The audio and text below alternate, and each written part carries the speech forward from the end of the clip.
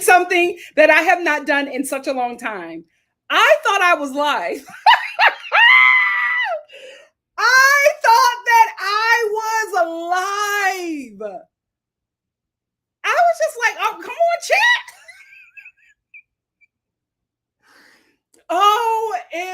OMG. How are y'all doing? I'm so sorry. I have not done something like that since the pandemic, since the beginning of the pandemic. I cannot believe it. I'm just like, oh, it's slim in here. Ain't nobody talking. What's going on? Are we mad? I'm sorry. I was booked and busy, but yeah. You love me. Anyway, how are you guys doing? Because I thought that I was live, I spent a few minutes talking. So what I am going to do is I want to go through the hellos a little quicker than I normally do because I want to keep us on track. So sorry. So sorry. What's up, Blue Jay? Blue Jay said, light update on my cat. She is okay. Thank you, Palestinian Jesus with the 3B curls. We got our medication and it's truly a blessing. We had the money and it wasn't expensive. I believe she is in a good space and she is trucking along. Amen. And thank you for keeping us updated, Blue Jay. Hey, Alicia, how are you? Thank you for being here. What's up, Ronnie J? Ronnie J said, that's good news, Blue. I know how stressful it can be when your pet is anything but well. I know that's right. Even said, I got Chipotle on the way and Nikki's going live. It's a good Wednesday. Happy hump day. Hey, L Boogie. Oh, gosh. I just got over her. She was not nice this time. She's never nice, but I can manage her. She was a mess. She was something else. What's up, Spency? How are you? Toya Star's in the building. Thank you for being here. Hey, Caroline. Caroline, how are you? Hey, Asher. How are you? We have so much to talk about. Hey, Bianca. Cloud said, good evening, Nikki. N-I-K-K-I. Thank you. And the Star family. Is there a chance of you reviewing the season of Ready to Love? They are in Philly. I can't help but think of your commentary.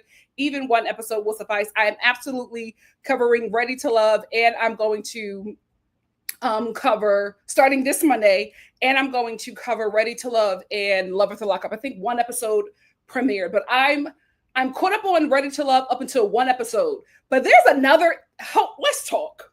But I am going to rewatch it, Ready to Love, Philly, and recording that. So I think on Monday, I think my live is going to be Ready to Love Philly, Lover to Lock Up.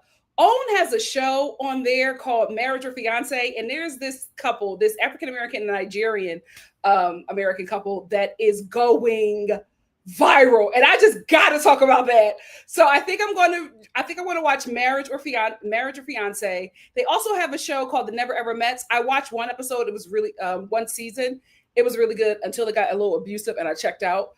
But I think I might have just like an OWN live because OWN is doing some really good stuff with these shows. So I think I might just have I have a Bravo chat. I might have an OWN chat because OWN is doing it. OWN is doing it. Oh, thank you, my love. Mwah. Nisha, how are you? Nisha said, P.S. I love Nikki and the rest of the Star family for always making me smile and feel welcome. Oh, your Star family.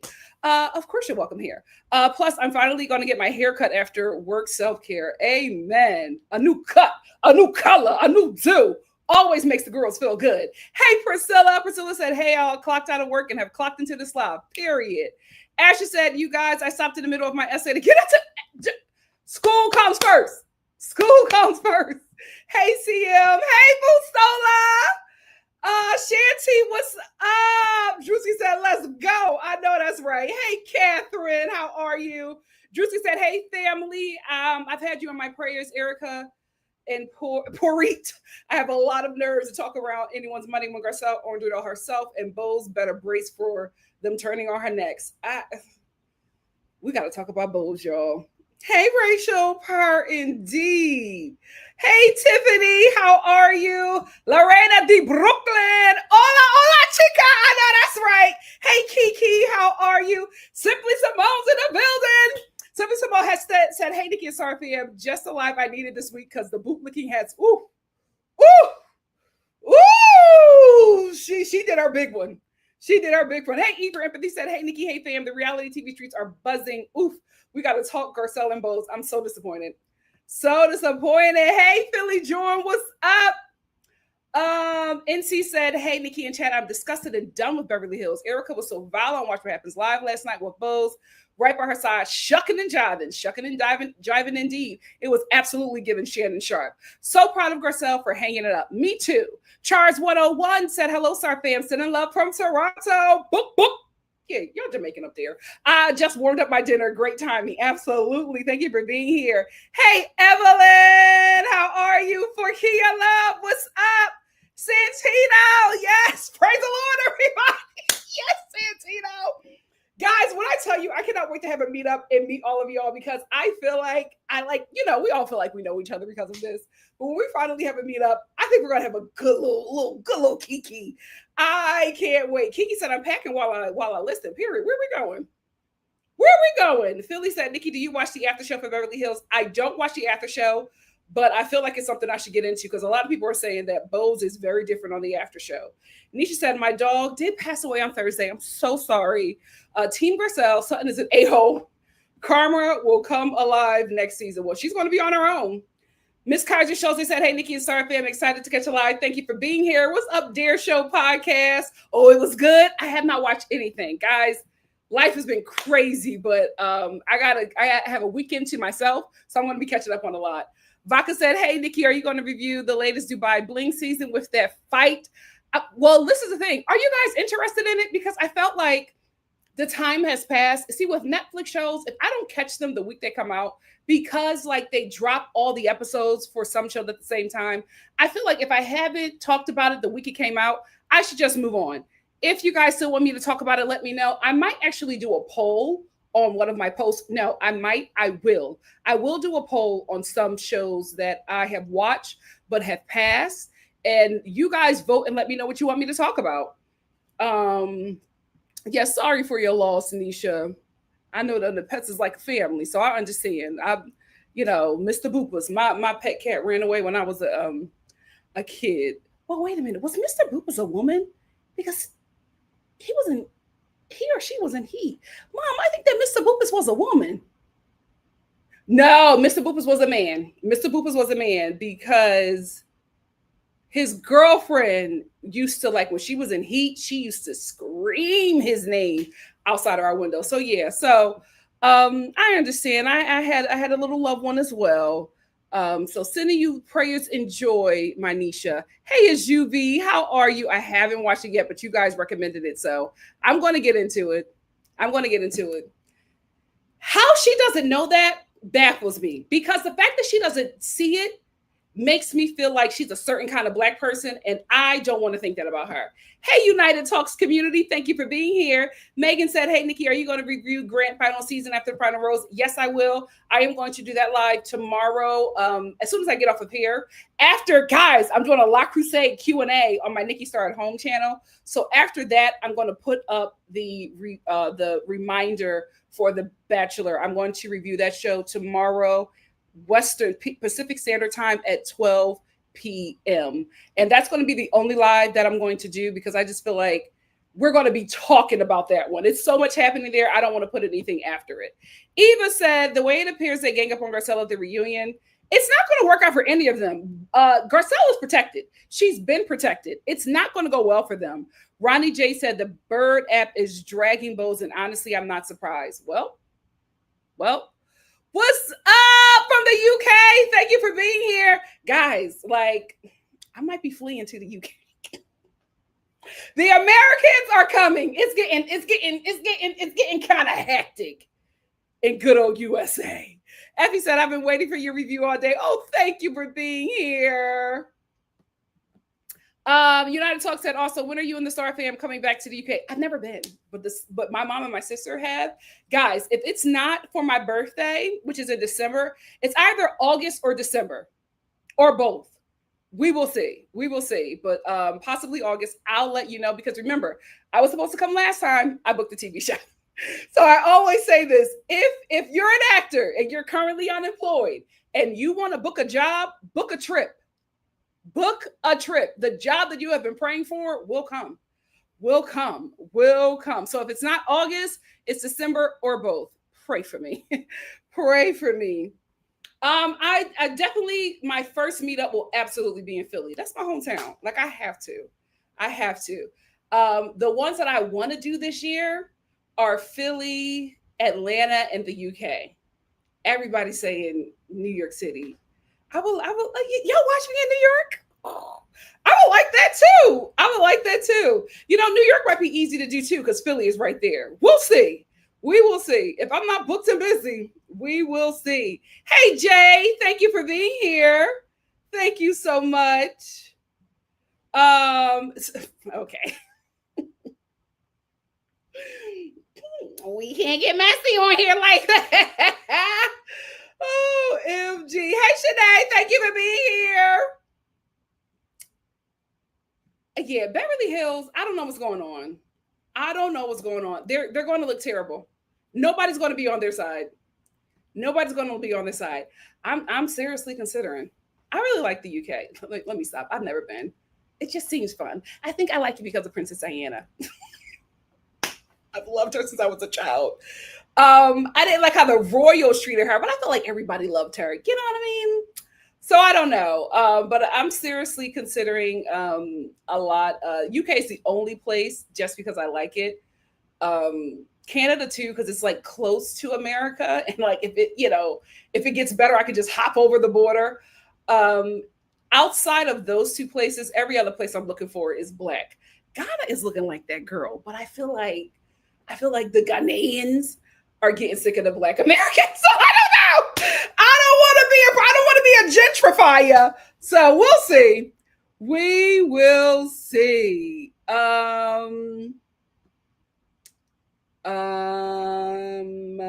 Philly Jones said being from Philly, but New York might be safer. LOL. I'm from Philly. Ain't nobody touching me. Please. The person who might try to shoot up and rob is probably my cousin. We're good. We're good. My family on both sides is huge. I told you, that's why I don't date in Philly. I do not date in Philly. I do not, because I'm telling you, 9 times out of 10, I'm going to be related to that dude. I don't do it. I do not do it. Oh, Shanti said, I'm retired to the Caribbean, but I will absolutely travel for a meet and greet. Yay! Okay. Is it?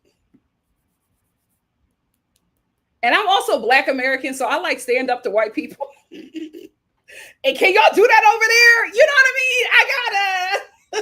I gotta go someplace that's my speed. Listen, I'll be snatched forever. I'll be snatched forever.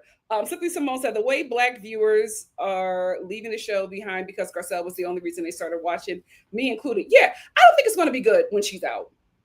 It was terrible now, so we'll never know. Ibrahim said, my husband is Irish, work and gets Irish citizenship very easily. So, you know what? You know what? Maybe Ireland as well. I never thought about that because, to be honest with you, if I'm ever like agreeing with a white person, like 80% of the time, 9 times out of 10, they're Irish. Have I agreed with the white? 75. But 9 times out of 10, the Irish get it, like the real ones. No shade to the ones, the Ellis Island ones here. But them OGs, they never forgot. They never forgot what them white Brits did to them. They ain't never let that go. So we be on the same page. I like Ireland. How about Scotland? How about that? I love how they talk over there. They seem like the more ghetto Irish. And I just feel like, I could rock with them too. So I don't know. Maybe Ireland. How was Ireland treating the Blacks over there? Let me know. Also, I'm Black American. We ain't no punks. So let me know. Can we talk back to the whites over there? Can we put our hands on them? If not, I'm going to stay here and tough it out. Priscilla said the way Black women all over the world love Princess Diana, especially. Yeah, that's why we do, because of our moms. Our moms was Princess Diana's like first stands. That's the reason why we love her. That is the reason. I remember going to school, children, Black children. I remember going to school. We were devastated. We're all in the lunchroom holding each other up like she's going. She touched Black Philadelphia kids she touched Black children from the Philadelphia inner city. That's how powerful that lady was. Oh, I receive it. I've been searching. But I just don't want to, I don't want to be known as a gentrifier. We see what happens in Liberia. You know what I mean? I want to be a cool cousin. Ephraim said, Ireland is beautiful, Nikki, and they were pretty dope when I was there. Good. I'm going to check it out. I mean, I may leave. I don't know if I'll be able to get back. So we will see. Asher said, let's be honest, we all knew as soon as Sutton stopped defending Garcelle, they were going to go for her. Oh, absolutely. Absolutely. Miss Yika, long time no see. Thank you for being here. Oh, I saw that. And I liked one video dragging him. Now my video is just Irish. Now my timeline is just Irish people cussing that man out. They don't play. They do not play. George said, I actually think that Beverly Hills will be the next franchise Andy will get annoyed with.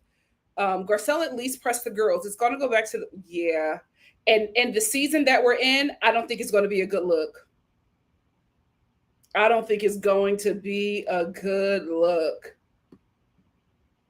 Like, she's the reason why I have the Eagles jacket that I have.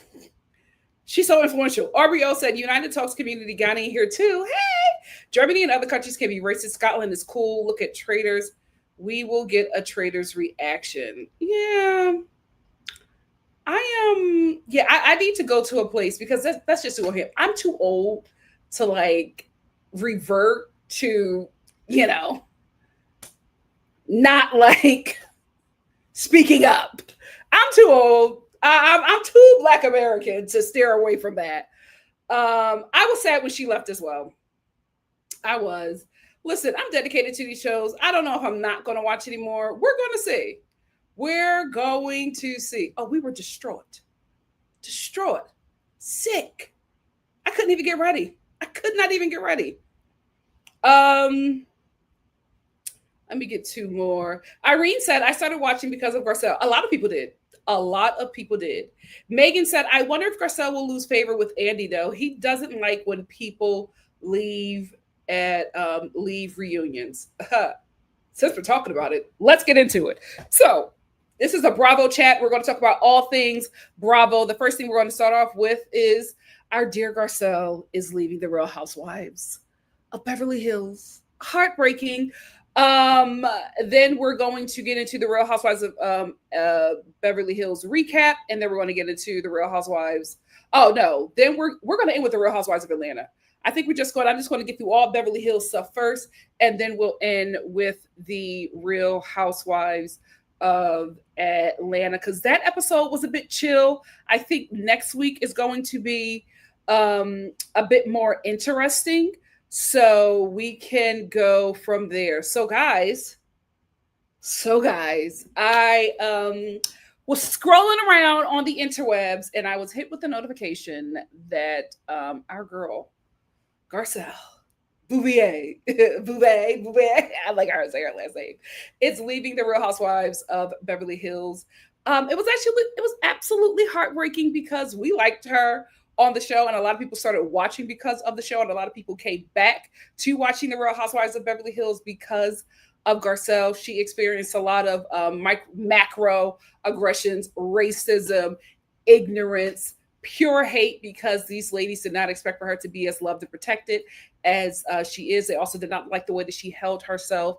and they wanted her to get dirty in the gutter like them, but that is not who she is. And they hated the fact that a Black woman could have that kind of favor, right? Kathy Hilton can have that favor, but not Garcelle, right? So they had an issue with that, but it seems like with the reunion, things got a little ugly and dirty. She ends up leaving the reunion in the reunion trailer, as we see. And you know, as Erica said on Watch What Happens Live, they know that she left for 2 weeks, but now she finally announced it. And I guess this is when, you know, they allowed her to announce it, or this was agreed upon for her to announce her leaving. But Garcelle is done with the Real Housewives of Beverly Hills. Let's hear from her in her own words. Garcelle, it's your time to speak, my dear. Let the Star family know. Hey guys, so I have some news. I've decided to leave Beverly Hills. It's been a wild ride. I mean, some amazing things have happened and some hard things have also happened, but it's been a ride nevertheless. One of the reasons why I'm leaving is my family, my boys. Their last year of high school is next year, and I want to be a part of that. And Jade is starting a new career, and I want to be a part of that too. And secondly, I have the most exciting projects that I am developing, producing, and acting in. I can't tell you anything right now, but you'll know soon. I just want to say thank you to Andy Cohen, to Bravo, NBC Universal, Evolution, 32 Flavors, the producers, the crew, and of course the ladies. Andy Cohen says I can come back anytime. The door will always be open. So you never know. I might pop back in sometime. To the fans, I want to say thank you so much. You guys have cheered me on, supported me, and sometimes even fought for me or on my behalf. It means a lot. And I hope you guys will continue on this journey with me. It's not goodbye. It's see you later. So see you later.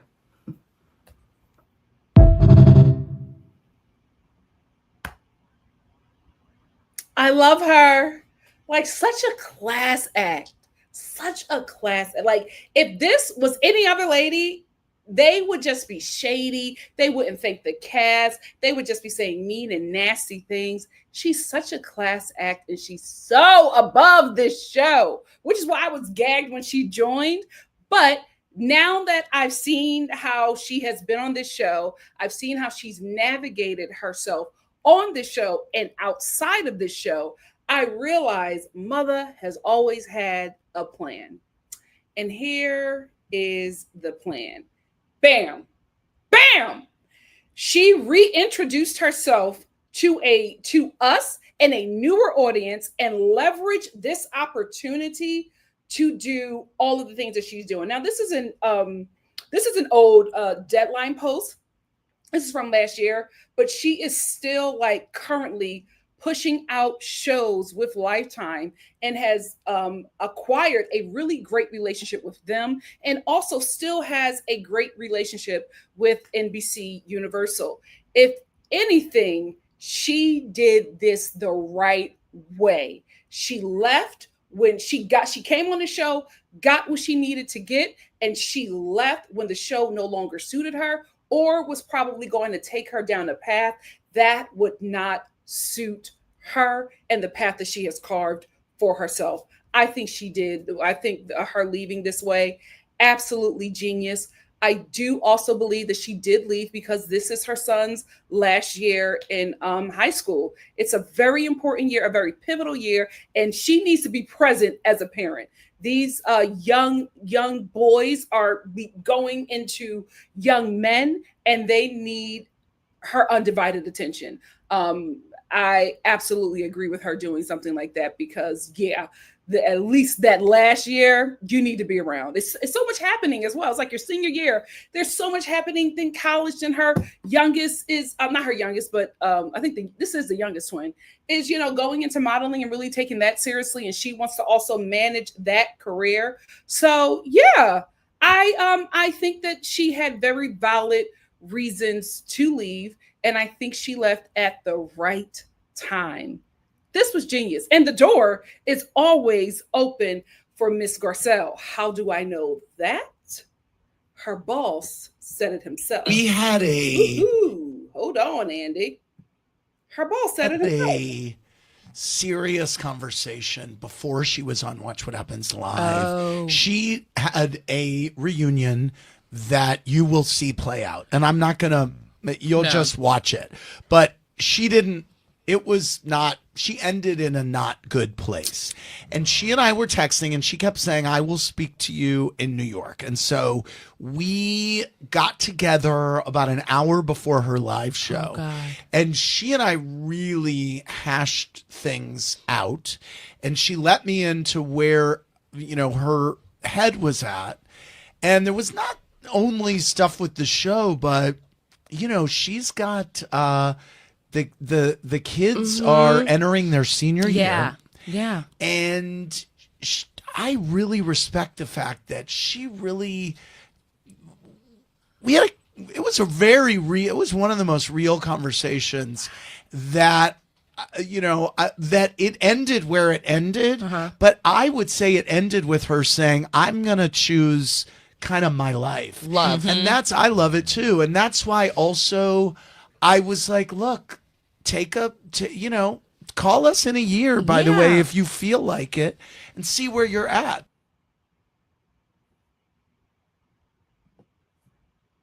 So whenever she's ready, our girl can come back because she did a great job. She did a really, really great job. And I'm proud of her. I'm proud of her. You know, we had a little issue in the beginning, and I still stand by the things that I said because I felt like Sutton needed to do more for her to be so loyal to her. I feel the same way about Bose. And the reason why I spoke out and I said those things that I said about Garcelle being so loyal to Sutton and it not being shown. And I said the same thing, and we'll keep on saying the same thing about Bose being so loyal to Dorit, or just the other women on the show without it being reciprocated, is because we have to, as Black people, we have to be very aware of how not only we navigate these spaces, but especially when we decide to be on a huge public platform. Unfortunately, you become the face of your race. And if you are coming from a marginalized community, it is expected. I do not care how you feel. It is expected for you to be exceptional because you are the one that will reach somewhere that we cannot reach. So you have to be the exception. You have to be perfection. And that means showing us in a way where we not only love ourselves, we stand up for ourselves, and we do not submit to white supremacy. Now, it may not look like that, but it's being edited to look as if you Black women on this show only stand up and go against each other for white women who do not give you any of that for you to be fighting so hard for them. I honestly feel like Garcelle would have had a better relationship in the group if she did not fight and protect Sutton as hard as she did. I have to stand by that because that's just what I believe. That's what I seen. And that was my opinion. And I had to call it out because it does not look good for you as a Black woman. You are put on this show because Black viewers built Bravo like we built every other network, right?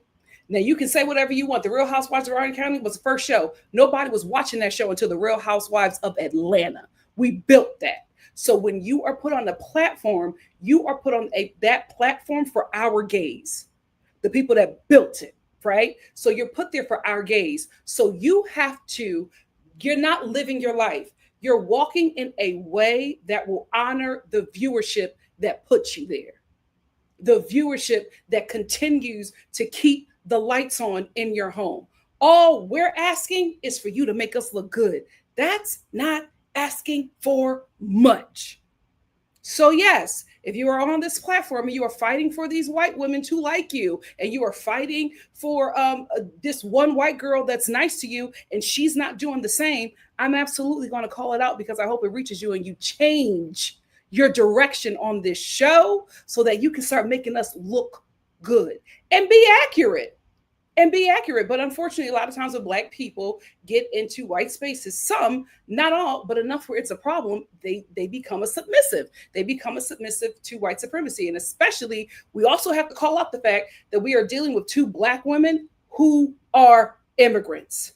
They have a different identity than Black Americans. We've talked about this before. Black Americans are raised to be revolutionaries. That's why we're always helping every damn body and nobody is helping us. We are the most progressive community in the United States of America. We push this nation forward for everyone. So we have just been raised, and because of our history, we are always fighting to push this nation in the right space. However, immigrants in my NikkiNicoleStar family, let's be honest here. You are raised to fall in line with the American standard. And currently, right now, the American standard is white supremacy. I, as a Black American, was raised to disrupt that at all costs. So I don't see this world the same way that you see it. So when I am looking at Black women who I don't know where they come from, I'm thinking they're going to come in here and own the place. I'm not saying be mean and be negative, but I'm saying you're not going to let these people talk to you any kind of way or trick you, right? You're going to come in here and own it. That's what I was expecting from Garcelle. That's what I was expecting from Bose. We never got that. We got it at times, but it was just like, that is what we were expecting. And I can also say this as a Black American. I can respect enough that this is her journey. That this is her journey. And as a Black woman who is an immigrant, this is how she sees herself. And this is how she walks through that door. However, I need for her and every Black person who is not a Black American to be aware that you got on that platform and got through that door because of the blood that was shed by Black Americans. So all we're asking for is for you to represent us in that room as well, because you wouldn't have got in it without us. So the expectations are absolutely high. She didn't meet them sometimes, but I enjoyed watching her on the show. I'm disappointed that she left in such a disarray. I probably would have wanted her to go out on a high note, but I'm glad that she left on her terms and she did it her way. That's all I wanted to talk about with Garcelle. Let's chat for a few minutes before we get into the Mean Girls of Beverly Hills.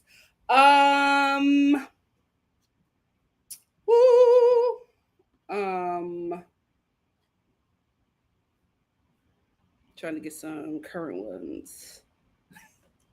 Garcelle is done, and so am I. Period. Sasha said Bose and Dorit both use each other for storylines. Bose will end up on an island by herself sooner than she thinks. And it's the thing, this is the one person whose karma I don't want to see. We all know it. We all know what's going to come. We all know that tokens get spent. It's going to be so terrible to see. It's going to, and it breaks my heart that she don't see that. How were you able as a Black woman to navigate the spaces in Hollywood, the white spaces in Hollywood? How were you able to navigate that and not know how you are perceived? How are you going all in there, gung-ho, kumbaya, acting like there's any equality in that room? I hate to say it, but we're going to see it. We're going to see it because at the end of the day, tokens get spent and we're going to see it. And it's going to be so horrible to watch. I won't get any goodness out of that watching her. I won't. I'm extremely disappointed in her performance on this show, but there's not going to be any closure, any like, it won't be that with me. I'm just going to be disappointed and just hurt seeing that. It's traumatizing. Hey, Miss Brown Sugar, thank you for being here. Drewski said, looking gorgeous. Oh, skin flirt, several, child. Several. I thought you were talking about me, child. Drewski said, looking gorgeous, skin flourishing with several jobs. She doesn't need Real Housewives of Beverly Hills. Most of those women cannot say the same, period. She left on her own terms. She did it the right way. I always say it. If you're going to go on this show, get something out of the deal. She has a lucrative relationship with Lifetime and NBC. So Garcelle is going to work forever. Smart. She did it the right way. Took a page out of, what's that nut jobs book, Skeletor? Bethany Frankel. Audrey O said, yes, Megan will have it easy. I'm glad Garcelle's going, but probably won't watch.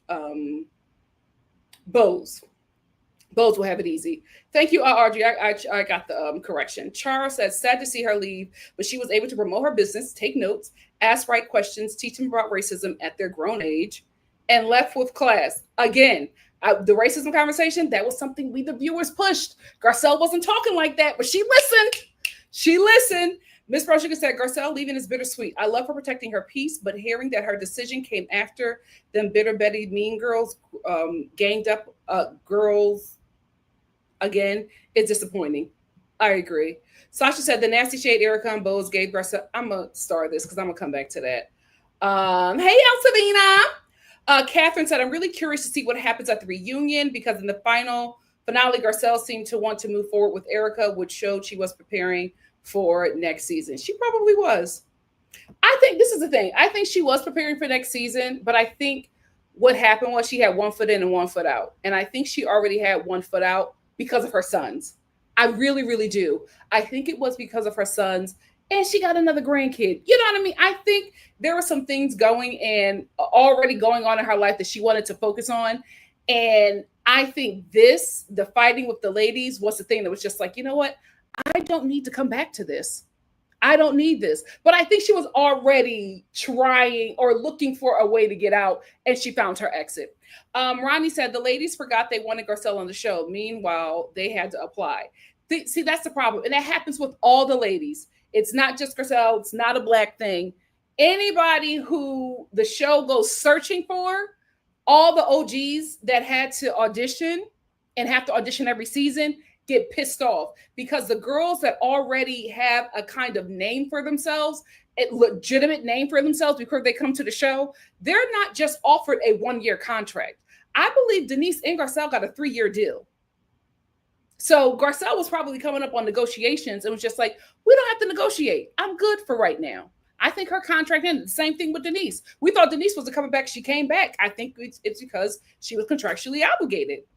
They're mad that the girls are getting, 3-season deals with millions of dollars, and they had to work 10 years to get that. Don't hate the favor. Ciao. Yeah, that's the thing. I think she just doesn't like Dorit. She doesn't like fighting with her. But I would love for if she comes back, if Dorit leaves and she comes back, I would love for her to come back with LVP. E for Empathy said Jennifer Tilly was really sweet regarding Garcelle's leaving. She said it was the end of an era, and she's so right. Jennifer Tilly is great for the show. I would like to keep her as a friend. I don't want her to be a main cast member because Erica's going to come for her, and I don't want to see that. Philly Jones said, still sad to see her go. I won't be watching. Didn't watch Potomac after Candy left either. Candy? Look what, Atlanta? Santino said, according to Kempire, our baby Kempire, Bose is supposed to be one of the people who gangs up on Garcelle. He also said Sutton didn't really do much to protect her either. Bose, it's looking bad for you. Miss Brown Sugar said, no joke, one light last week I was flipping and saw Garcelle's name on a Lifetime movie, a Netflix show, and something on Peacock that wasn't Housewives. Miss Ma'am is legit. She absolutely is. Megan said, call me biased, but after the season where they came after our family, I stopped caring how Garcelle treated them because they obviously didn't care how they treated her. Absolutely. We have 2 super chats. 1 super chat. Let's get into it. Effie. My clicker's over there. So cha-ching. Thank you so much. Effie said, Garcelle was going to return, but Bose blindsided her. It's such a shame. I'm very disappointed in Bose and would never look at her the same. She jacked herself up. Because Bose, I don't think she realizes how much she's going to need the Black community, the global Black community, to support her on this show. I don't think she gets it. The white people that only like you because they hate Garcelle, They're not going to last, honey. They're not going to last. It won't be Bose because the minute she asked that tough question, child, Miss First Sugar say yes. Focus on those boys, Garcelle, and step back in or if or when you like it. Yeah, Bose may be a 2-season wonder. NC said, I commend someone who recognizes when it's time to move on. She has other amazing opportunities and outside projects, unlike that loser Tariq, who has to, okay. Sasha said, but honestly, Garcelle was put on the show with a white woman. What is she supposed to do? Let me see if this is this? I just want to see if this was an addition to another comment. I absolutely get it, right? She was on an island, the island of Patmos. She was on an island by herself. I don't think that she knew that she was on that show with the entire Black community behind her. I don't think she knew that. I think she figured it out after her first season because Garcelle was very different the first season, her first season. Second season, she realized who she walked in the room with. So I was just speaking about how my critiques of her and why I had those critiques and why I felt that way. And those critiques still remain, even though there was growth. What I saw at that moment, I had to speak on it. But I get exactly what you're saying.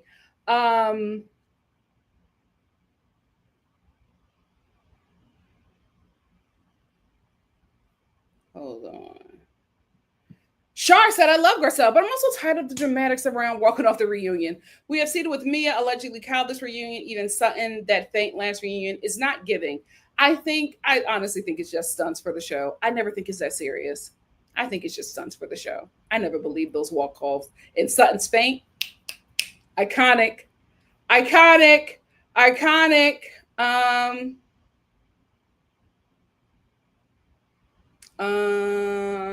Erica says Sutton is an elitist and clung to Garcelle because the Fox 5 clan, come on, told her you can't sit with us. If they would have accepted Sutton, she would have given. We see each other. Talk about it. Sasha said, no, I don't agree with that take about the Black America versus the diaspora take. You keep forgetting Garcelle is in her 50s. It's more of a generations thing. I never said Black America versus the diaspora. It's not a versus, right? I'm talking about how different Black identity is here in America, right? When you see a Black person, you immediately think that they are Black American. So you are treated a certain way, allowed in rooms, allowed certain privileges, allowed to live a free life, right? A life that you probably could not live back home or in another country because of the work, the bloodshed, the sacrifice of Black Americans. So what I'm saying is, it is expected from when you walk into those rooms. Yes, you walk with your people. Yes, you walk with your culture, right? Yes, you walk with our shared ancestors. But it is expected that you also walk in the room with us because we opened that door. We died so that door could be opened and pushed you through it. We didn't say you got to be Black American to get in here. We never said that. We said, you family, come on, get in there. So that is what I'm talking about. And especially when you get on this platform, we have to be honest. Black Americans are a very, we're 13%, okay? Because everybody claiming biracial. But we are a very impactful community in America, globally, right? So it is expected. I'm sorry. No, I'm not. It is expected if you are Black and you are on a platform or you are doing anything in America that you could not have done anywhere else, that your Black behind could not have done anywhere else. You got there because of my people. It is expected to give honor where honor is due. That's all I'm talking about. It's absolutely generational as well, but this is not an idea that stops at an age. It does not.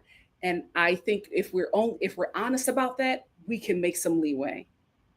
if we're honest about how a large majority of Black immigrants in the United States of America, first gen as well,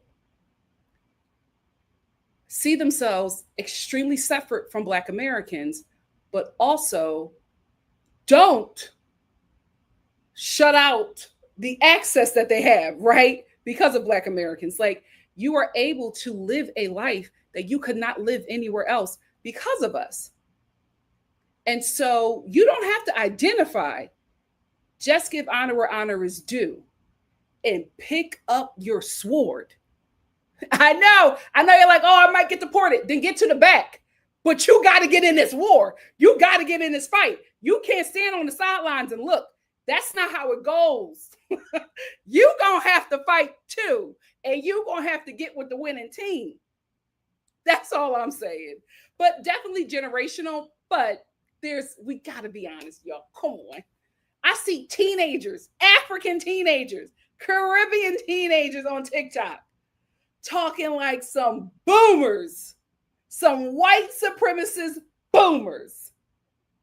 Y'all, we got to be honest. We got to be honest. We don't got to fight about it, but we got to be honest so that we can make the proper change. Because at the beginning, and middle, and the end of the day, America is controlled by Nazis, and America is a very powerful nation. And if what they do here, what they are trying to do here is successful, it's going to impact every other nation. So let's throw the trash out and work together. That's all I'm saying.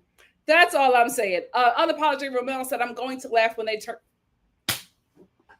Like, it's sad to say, but we all know it's going to happen. Miss Brown Sugar said, I'll be honest with you. I'm not that worried for Bose. She knows how to play the game. And if her cut the reputation is true, she will slice and dice first, then roll on to the next platform. And it will not go well for her. It will not go well for her. It will not go well for her. It will not. Dark-skinned woman to dark-skinned woman. It will not go well for her because she is playing into a white supremacist fan base. She is playing into the hands of Trumpers. It will not. Those are the only people supporting her. It will not go well for her. They are going to call her stuff that we probably haven't heard of since the 1920s. It will not go well for her. Thank you for being here, Cordelia. Shar said, remember when Adrian was literally shaded and fired for not showing at the reunion? We need to let go of this trope. It's not interesting anymore and slows down or doesn't help the conversation. I agree. Megan said, the way I see it happening is Dorit is going to want to back into the bosom buddies with Kyle. Of course. Megan, Fareed said, I might be jumped for this, but sometimes it seems like, especially with Garcelle'S fans, we couldn't tell her about herself and her messy ways and call her out. She's not above critique.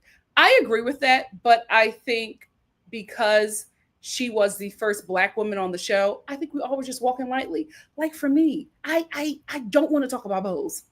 I don't want to say anything about her, but she's not giving me anything. Like, I'm trying my best to not speak on her. Why? Because she is a Black woman, and she is also a dark-skinned Black woman. So I know how she's going to be perceived. I know she is not going to get any grace. And if there's anybody that's going to give her grace, it needs to be me. But she's being so terrible. It's so hard. I cannot believe that this is who she is.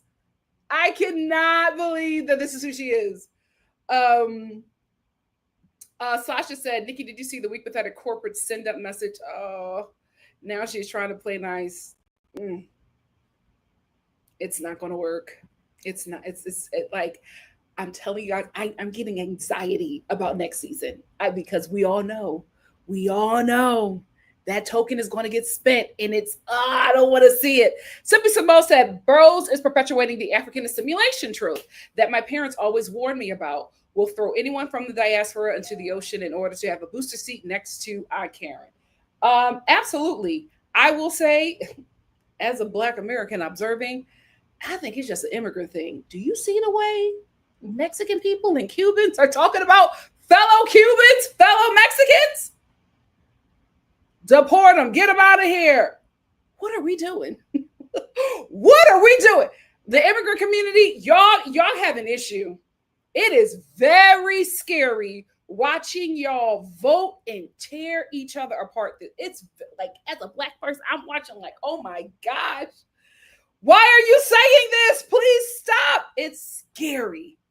And seeing how immigrants are being gravely affected in the United States of America, to be an immigrant and still have that mindset, scary work. Scary work. Y'all got to go back to the drawing board. That is terrifying. Oh wait, did I get another super chat? Effie got another super chat. Cha-ching. Effie said Garcelle paved the way. And Bose repaid her by stabbing her in the back. TR said, y'all, live ratings are down for all housewife shows. Real Housewives Atlanta was gone for 2 years. It's okay. Many of us don't have cable anymore. Beverly Hills is also down. Scary. Scary. Pepe said, I can't stand that Bose can't stay on code. It's giving Proud Token a shame. And what does she think is going to happen to her? Especially, like, you are so, like, Pose is such a proud Black woman. Like, she's on there wearing Black designers, all of her hairstyles, like, and she's stunning. Her body is tea. Girl, what do you think's going to happen when Garcelle is no longer there? Garcelle, stunning. They hate it to see her. Hate it, because you can't stand next to Garcelle and say that you are the beauty standard. So when Garcelle is not there, who's next? Even watching the reunion clips, my eyes go straight to her. Like, how does she not see it? You damn near 50. How do you not see this? I don't understand Bose. She's breaking my heart. I'm so disappointed. I'm so disappointed. NC, I hope so. NC said, I think Bose knows exactly what she's doing, but she just doesn't care. The streets are saying she's a corporate coon. In the workplace, she's known to side with what? Oh, gosh. I will say this. I've heard something.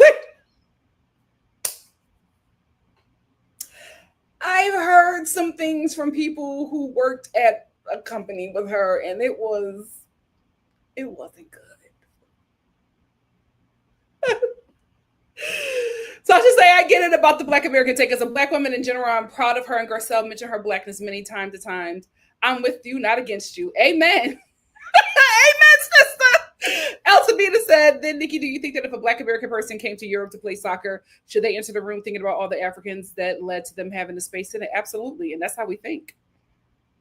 Absolutely. I mean, that's how we're raised.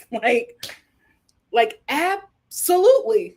Like, did you not even listen to me talking about going to Ghana? And I'm just like, I don't want to, I don't want to upset anything.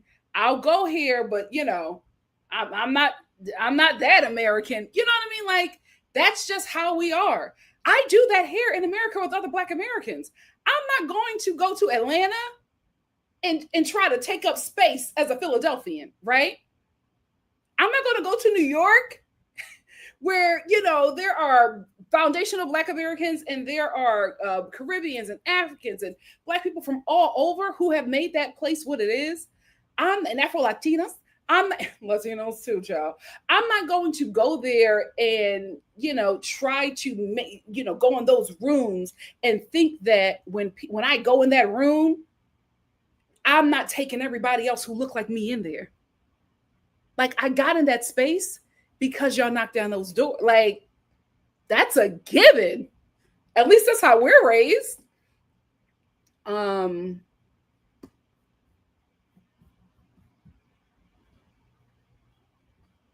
Audrey said, Bowles, Watch What Happens Live was so unnecessary. I think it will take a couple of seasons before Doree and Erica really throw her under the bus. I don't think so. I think it's going to happen quick. They're white women. What's going to happen to them? Oh, people are going to say some mean things about them on Twitter. That's dying. They will be fine. They will be fine. And Bose is going to look like the angry Black woman. And everybody is going to believe that she is this angry Black woman mistreating these white women because of how dark skin is perceived. It's going to be bad for her. Spency said, girl, they act like ICE is going to be able to spot the difference. And they haven't. They haven't. And that nut job is going to get rid of birthright citizenship. You know what? Real quickly, and I'm going to get 3 more people and I'm going to get out of here. Latinos, y'all should have saw this coming. Y'all should have saw this coming. All those freaking reports about your community outnumbering white Americans years ago.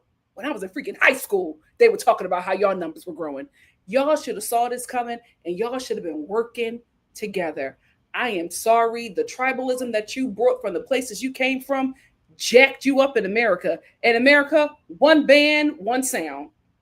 One band, one sound. Y'all lost it. Y'all messed up. Y'all should have been working together with the numbers that you had. Past tense. Y'all don't got them numbers no more. And the people that you played into their hands, they knew that you ain't had them numbers. They knew that you had them numbers. And they got rid of them numbers with the quickness and divided y'all all. Y'all could have been running America. You already were. Yikes. Yikes. Pepe said, I think the conversation and dynamic of Black Americans versus diaspora is very layered and nuanced, and it isn't simple. A lot of negativity received by immigrants were from Black Americans, and we should stay on code. I absolutely get that. That there is, because I told you I grew up in a multicultural household. I would hear my Black American family members say stuff about my Jamaican stepdad, and I would hear him and his family say some stuff, and I was like, what the hell is going on? Everybody a nigga. But the conversation happened. What I want to say about this is, y'all stay here. Y'all only fight is Black Americans, and that is your problem. That is why Black immigrants are the majority of people enslaved in ICE. It's not them white ones that everybody's trying to freak out about. Go look at the numbers. Go look at the numbers. And they've been doing that since COVID. Haitian immigrants, the majority, and it's Black. It's Black. And y'all keep on making this fight with Black Americans like we don't have a shared oppressor. And I will accept this argument when the work and progress is equal. It's not. You have not opened a door for me, but I have opened up a lifetime of generations for you. So when the argument is equal, we can have that both sides conversation. It's not in this nation. That's all I'm saying. Sasha said, Sasha's replying to Pepe. That part, Pepe, a lot of immigrants do not want any problems, but a lot of Black Americans have othered them and made them feel like a lower class. That is something many FBAs do not want to admit. Well, admit it. Talk about it. Instead of going to the voting booth and voting against your own interests. That's all I'm saying. I'm saying have that freaking conversation if you feel that way. But you have to be extremely honest that you are raised in anti-Black American households. A lot of your family members don't even live here and have never even came into contact with a Black American and already have a preconceived notion of who these people are, not knowing what we have done for them. That's all I'm saying. Have the education and we can have the conversation. But if you're going to come here and say these negative things about Black Americans, I feel like, yes, we can absolutely have that conversation, but I think the first thing out of your mouth should be thank you. And I'm just not talking to Black immigrants. Every freaking marginalized community has to give honor to the Black Americans. We have opened up doors for everyone. And the people who were benefiting the most were white women, and they screwed us and themselves. So I'm not saying that this is something that is not actually happening. And if you continue to take offense to the truth, it's going to get bad for you. My community been here. We did this. We fought for this. And what I do not want is an online conversation to make it to the Senate floor. I don't want us to be Latinos. No shade, Latinos, but y'all looking real funny in the light. How y'all fighting in the open for white respect. You'll never get it. It'll never happen. So what I'm saying is it's an important conversation. But if you are approaching this conversation like, oh, y'all called me African booty scratcher in the 3rd grade, that's why I voted against your interests. We're not going to get anywhere, guys. We're not going to get anywhere. I get that your feelings was hurt. I hate the fact that you were made fun of because you had an accent. Newsflash, every dark-skinned person got called African booty scratcher. You're mad at Black Americans. You need to be mad at the Wayans brothers. Like, they made it popular. I just, like, this is an important conversation. And we can't have it here on this live. But I honestly get what you're saying. And I want you to know that I am not shouting you down. You have a voice and I hear you and I'm telling you what you're saying, I've seen. But what I'm telling you as a Black American, as somebody who has 500 plus years of knowledge of how this works, of how our shared oppressor operates on this land, this conversation ain't as important as unity. That's all I'm saying. So if you want progress, you got to come to the conversation differently. And at this point, my people are exhausted.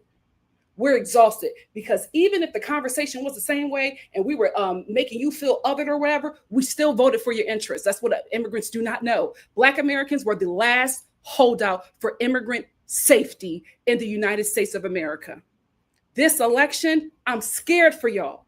I'm scared for y'all because a lot of people do not realize you were living under the covering of Black Americans. You were living under the covering of Black Americans. It's not just Black immigrants. It's Asian Americans. It's Latino Americans.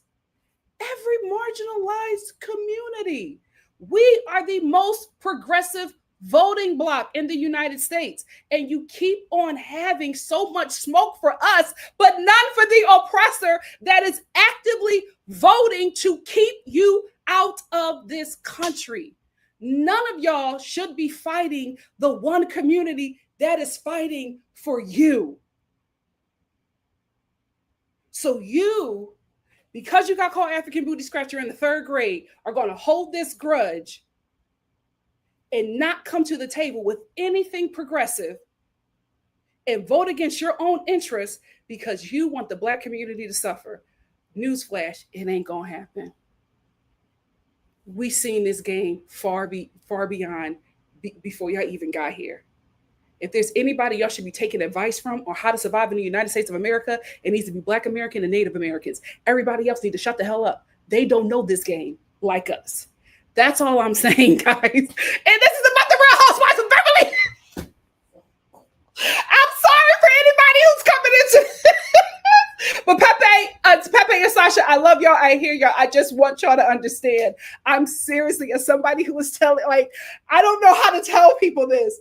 As somebody from Philadelphia, the first free city in the United States of America, who has roots deep back to plantations in Savannah, Georgia, I'm telling you right now, y'all going to have to get in line.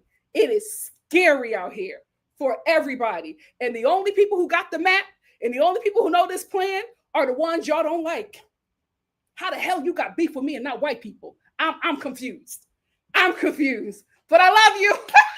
I love you. Oh my God. I'm so I'm not adults. I'm just Black American. I don't get into all that stuff. No, we're not that over here. I don't think that we are the original Americans. No. No. I'm the descendants of West Africans. I am fine with that. It is. But what I'm telling you is what is happening. We are focusing on a problem. We're not focusing on the cause. What is the issue with Black people and Black Americans and Black immigrants? The issue is that we were all forced into the same community, not because we want to, because white people didn't want you in those communities.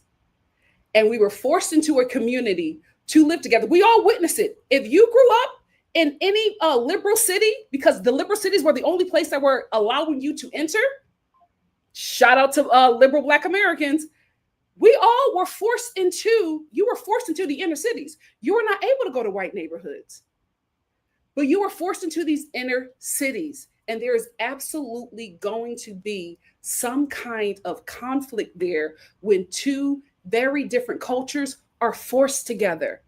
That was not something we wanted. It was something we were forced to do. And if you are already coming here with preconceived notions, thinking that these people are bad, you're not going to be a kind neighbor. And if you are already living here and upset that your resources are cut because people are being forced into your communities because they can't go to where they're going, where they actually wanted to go. So they got an attitude, you got an attitude, and we're just not going to get anywhere. And now you are actively voting against the process that one community created. I'm just saying you are all focusing on, oh, certain Black people got an attitude. Black Americans got an attitude. Oh, Caribbeans don't like me. Okay. Now we got a Nazi running the country. What's next? That's all I'm saying. What's next? Like, guys, it's such, like, I feel like it's such a simple, I feel like it's such an easy fix. I feel like it's such an easy fix. That's all. And honestly, I didn't even know about diaspora wars until I got on Twitter. I didn't even know we was beefing like this. I didn't know.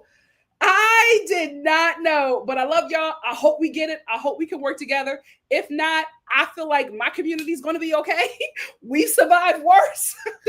But I think for everybody else, Black Americans are really pissed off, y'all. That election was not good. That election was not good. Not good. Yes. Miss Brown Sugar said, no, it goes way deeper than the Wayans brothers. You're mad at Black Americans. We need to be mad at Warner Brothers. Be mad at Disney. Be mad. I'm saying we all have a common, and that common enemy is not white people. It's white supremacy, guys. White supremacy jacks up white people too, especially the poor ones. Yes, it does go both ways, but I'm just saying only one community has done the work. And so I just have to be honest with you. For my people, you can't come to me talking crazy when I'm the reason why you're here. The people who you guys have grace for and leave space for and breed out your bloodline to are not the ones voting and fighting for you to come here, guys. That's all I'm saying. Be educated on a conversation before you start to spew an opinion that becomes so divisive that it reaches political candidates and they are able to run with it. Because right-wing, the Republicans have been trying to do that for years. They're finally getting some legs, and I hate it. That's the only reason why I brought it up. That's the only reason why. But anyway, let's get into the Mean Girls. I'm so sorry, y'all. I'm so sorry. The internet said Black Americans are upset because we did what we were supposed to do and others didn't, and they're all looking around at there's no help. We can't help you. You tied it. We're all gonna die. Let me stop. Let's talk about, that's what I wanted to do. Let's talk about Priscilla said, Nikki, did you talk about Erica and Bowles on Watch What Happens Live? That's what we're going to talk about. And then we're going to quickly go through the Real Housewives of Atlanta. Oh, sorry, I didn't mean to click on that. I didn't need. You know what, Effie? I think what I'm going to do, I'm going to do a diaspora war panel, and I'm gonna let y'all get it out. I'm gonna let y'all get it out because I feel like y'all got to get this out. I want to let you know you're responsible for what you say. So if you're going to have an opinion, I need you to be educated. I need you to come with facts. You know, we only deal with facts here on the Star Channel. And here's the thing. I never said that Black immigrants didn't do the work. You absolutely have. Be mad at me for what I said, not for what you felt that I said, right? I didn't say you didn't do the work. What I'm telling you, in every marginalized community in the United States of America, Black Americans were your covering. Y'all screwed us over. And now you don't have that covering anymore. And you all are still mad at us for God knows what. And you are not focused on the right oppressor. You have made us the boogeyman because we're the boogeyman that you feel like you can touch. Well, you've touched us. You got us, right? Y'all made the decisions that you made because you thought that we were going to be the ones dying in the street. You thought that our sons were going to be the ones whose blood was shed on those streets. You thought that we were going to be the ones locked out of jobs and locked out of universities. You thought it was going to be us. And now that it's you, y'all want us to help you. And you're mad at us because it's not that we don't want to, we can't. We told you the game and you spit in our face and said you got this. So this conversation about Black Americans are mad at us, you're talking about being mad. I'm talking about surviving. And I'm telling you, Effie, that is the problem. That is the problem. Because that is so trivial to what we're dealing with here. And that's why you guys have to engage with the people who were here before you so you can know how this goes. So many of y'all have this preconceived notion of what America is. Y'all come here with this idea and y'all tell all the Americans who have made so much sacrifice and fought so hard that y'all know what it is and what to do. And now we're in a really bad situation. All I'm saying is just open up. Think bigger. Because this conversation right here, it's not going to hurt me. It's going to hurt you. And that's the problem. So many of y'all think that we are going to be the ones that are going to be torn down from this. And I think probably a lot of you wanted that. Envy, it could be whatever, right? Like, I don't know what it is, but I think a lot of you probably wanted that. But we're going to be fine. You are not. And now y'all don't have a community fighting for y'all anymore. A powerful community fighting for y'all anymore because y'all handicapped us. Like, we can't do anything because of whatever disdain you have. And I'm just letting you know, yes, there is disdain, right? With Black Americans and, just everybody else. That's America, right? We still showed up. We still did what we had to do. We still make sure that doors are open for everyone. And if you can sit here and say, oh, Black Americans are this, they are mean and they are nasty. We still make sure that you get opportunities. We never said Black American only. We said Black, knowing that that would include you. What have you done?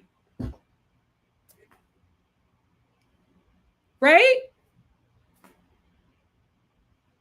Even in our conflict, we still considered you kin.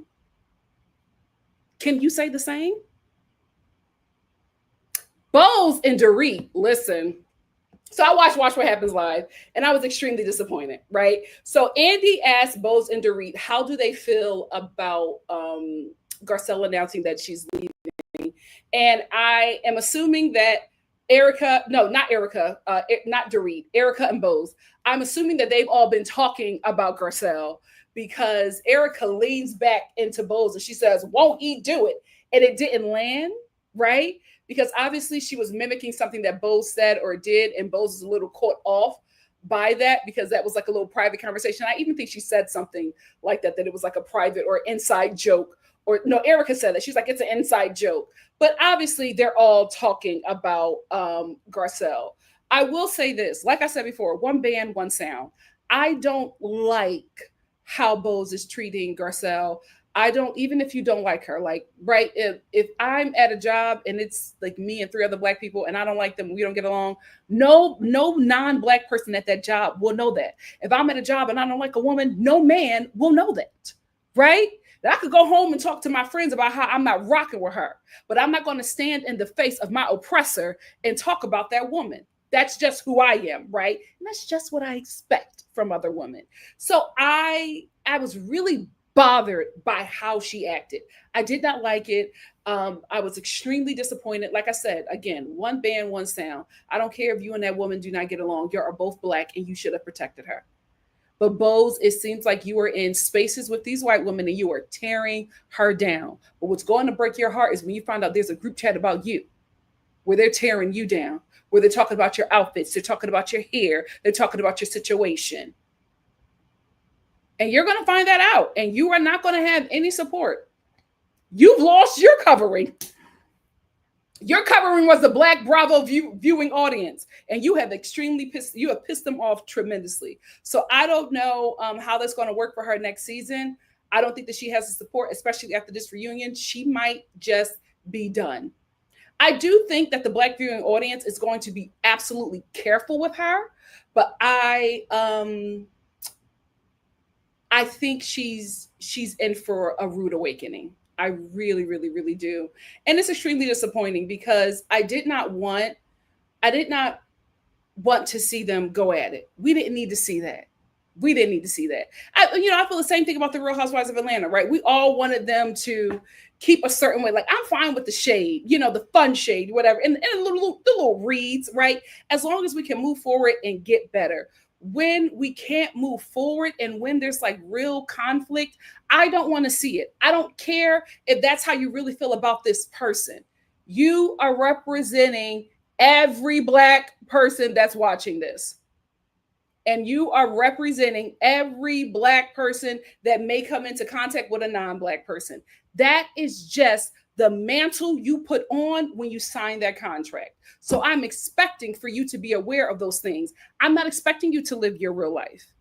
And I know that's real life. That's how that happens. This is not real life. This is edited to look a certain way, and it's always going to favor the people in charge. So I was disappointed in Bose, still very disappointed. I don't like it. I wish she would have protected Garcelle. But when Erica leaned back and said, "Won't he do it?" and said an inside joke, I knew that Bose was in conversations with those ladies about Garcelle. And that just made me, that hurt me. And I'm just disappointed in her. And I wish that she would have done better, but it is what it is. It is what it is. Simply Simone said, "Thank God I got the parents that raised the respect to know the history, period, and what they fought for, and for the 1 hour my parents, period, they're acclimated to the community." Sasha said, I disagree, but I love you, Nikki. Love you too. Haitians, African, and Caribbeans have showed up in the polls heavy. Oh, absolutely. I'm just talking about the numbers. I'm not saying that y'all didn't show up. Guys, we live and exist in the same community.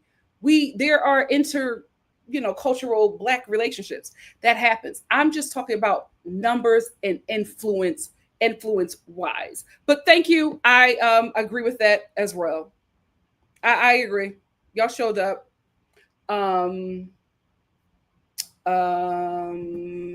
JG said, "I honestly think it'll show itself in Real Housewives of Beverly Hills. Bose will be upset with the lack of African American support in the future. Her, Watch What Happens Live, she really thinks she's one of them." I just feel, to be honest, what I'm saying, all Black people are disappointed in this. They all wanted her to show up a different way. And in the beginning, she did. I just don't know what happened. Why did she link herself to Dorit? That's the thing that's confusing to me. Like, why did she link herself to her? Child thought there was a spider. Yeah, you know what? Well, if y'all feel comfortable with it, we'll do a panel. But guys, I'm telling you right now, this is not a panel to argue. I've seen them panels on TikTok where everybody's just arguing and dispute. No, we're not doing that. This is a moving, it'll be a progressive panel. If you're not coming in to move forward, if you're coming in to vent, get a damn diary, not my channel. But we'll do it. You'll do it. Let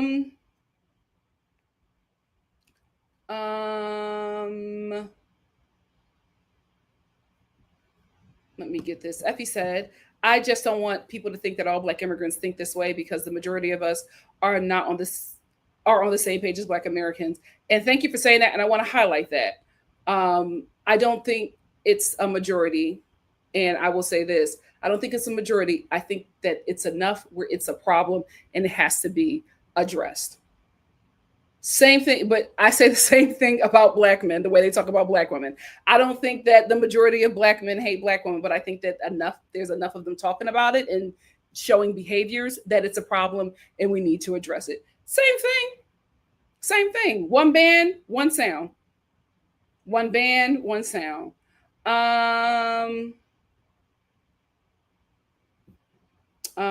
Ms. Rodriguez said, "At the very least, don't give them room to get too familiar." And Erica was entirely too familiar. Won't he do it? Absolutely. Bose was in conversations about Garcelle. How do you do that? How do you do that?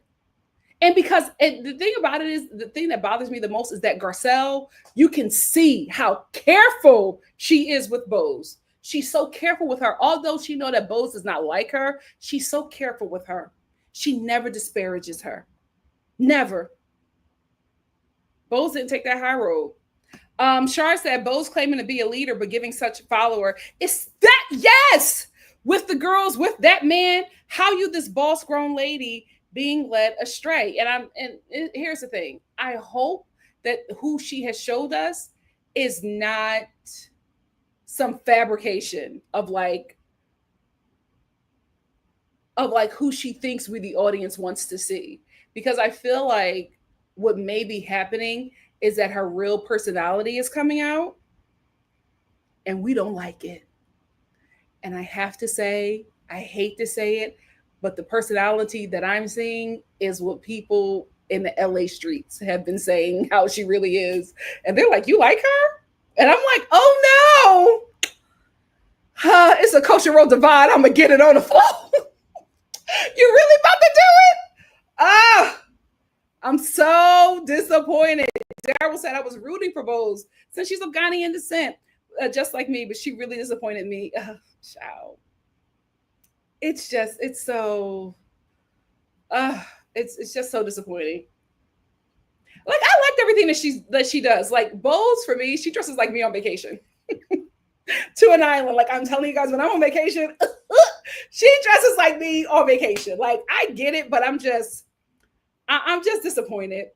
I'm just disappointed. Simply Simone said, Bose let Erica say, won't he do it? Yes! That was it. I said, oh, you're talking about her. You're talking about her. Whether you grew up in a Black church or not, that is said amongst us. Yes. And she got that from Bose. That's why Erica leaned in, because she thought that Bose was going to be like, yeah, girl, won't he do it? Because that's who she got it from. In conversations talking about Garcelle. Oh, guys, this is making me sick. This is making me sick. This is making me sick. I hate it. I hate it. I hate it. I hate it. I hate this for Bose. No one said, I feel like Erica saying, won't he do it, is an insight. Yep. Like, she got her lick back and down. The door is open for Rinna to return. Probably. But I do know she absolutely got that from Bose. Gorgeous woman. Freaking dark-skinned sister. I've been waiting for this my whole life. I hate when the dark skin disappoints me. I hate. Like, you guys think I'm hard on Black people who come on I'm even harder on dark-skinned Black women, because out of everybody, you know more than anybody what we endure. How dare you make it hard for another Black woman? How dare you? We are supposed to be above it. We are supposed to be above it.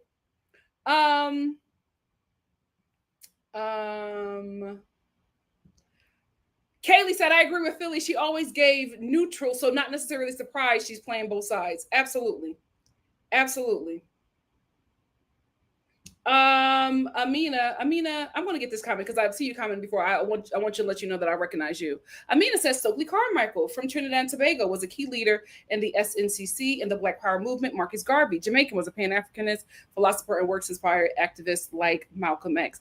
Absolutely. And I am in no way taking away from the work that they have done.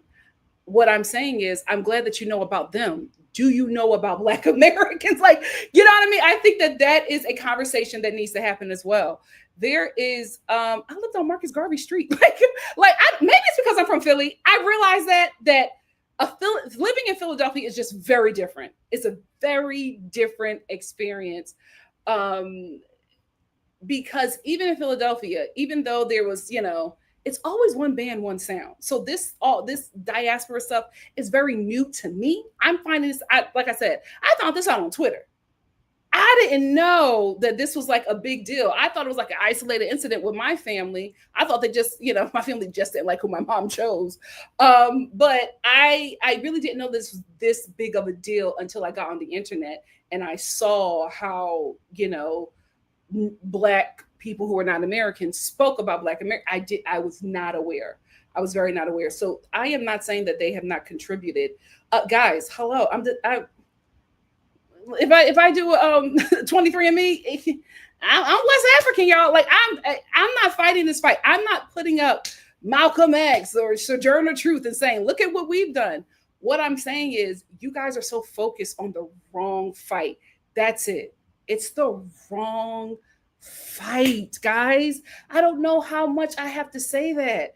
This right here, the beef with us will get you nowhere, but deport it. I really need y'all to really look into the mass deportation that's happening here. It is affecting Black people. I don't need you online fighting Black Americans.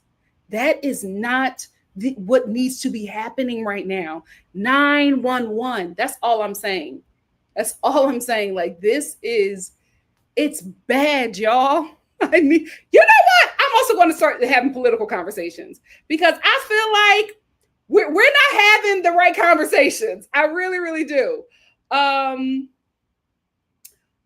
Spencer said, a hit dog screams like, if it doesn't apply to you, you are not intended audience. We know it's not all. It's just enough to know it's a problem. Absolutely. Simply Simone said her interview on ET was damage control for the reunion after Garcelle made.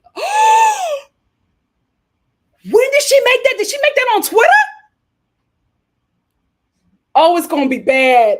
Oh, it's about to get bad. It's about to get bad. And then the H said, and I forgot Bose's whole relationship with that man that feels so fake. Well, he finally said that he loved her, and she's still trying to have his baby. Who the hell is Bose? Who in the hell is Bose? Sierra, what's up? Said Bravo clearly was mad at Garcelle for bringing up race on the show, so they got. Oh, that's good. That's good. That's a good perspective. That's a good perspective. CM said, while these men did the work, they advocated for Black Americans to gentrify other Black spaces, leaving what we built. Oh, guys, say this for the diaspora. It's going to happen. I didn't know until we had this, I didn't know this was something that really is. I felt like we were all on the same page as Star Family. It's okay if we're not. We'll get there. We'll get there. We don't. That's all I'm saying. It's really bad. It's really bad. Like, it's really bad. Look at the numbers in ICE. It ain't them Latinos. It ain't them Cubans. They're putting that stuff out there so that you can be fooled. Look at what Texas is doing to Haitians, guys. It's bad. This ain't an important conversation. This ain't. Philly, you know I'm not doing that. I'm not giving the Mormons my DNA, especially since them fools is going bankrupt and they about to start selling y'all DNA. Woo! Absolutely not. Absolutely. Oh no. Instagram stories.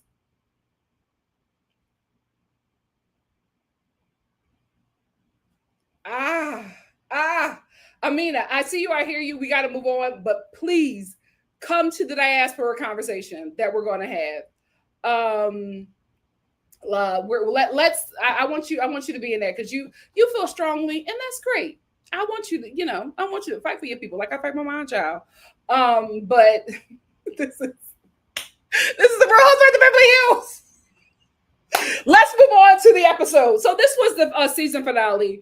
I don't know why Bose had those mature women in those carnival outfits. Kathy said, I'm wearing a muumuu. Kathy said, absolutely not. You're not going to have my behind out there. Sutton was so happy to be in a thong. Cal knew that she was serving. But I just was like, why do you have them in these carnival outfits to go eat? Like, it was so ridiculous that they all like walk to a table to have dinner. I'm like, no, they need to go out on the streets and start whining. Like, what is happening? But I like the fact that Bose wanted, like her first trip that she hosted on the show was to a Black location. You know what I mean? Like, I like what she does. I just don't like the fact that she's fighting with other Black people because we are not there yet.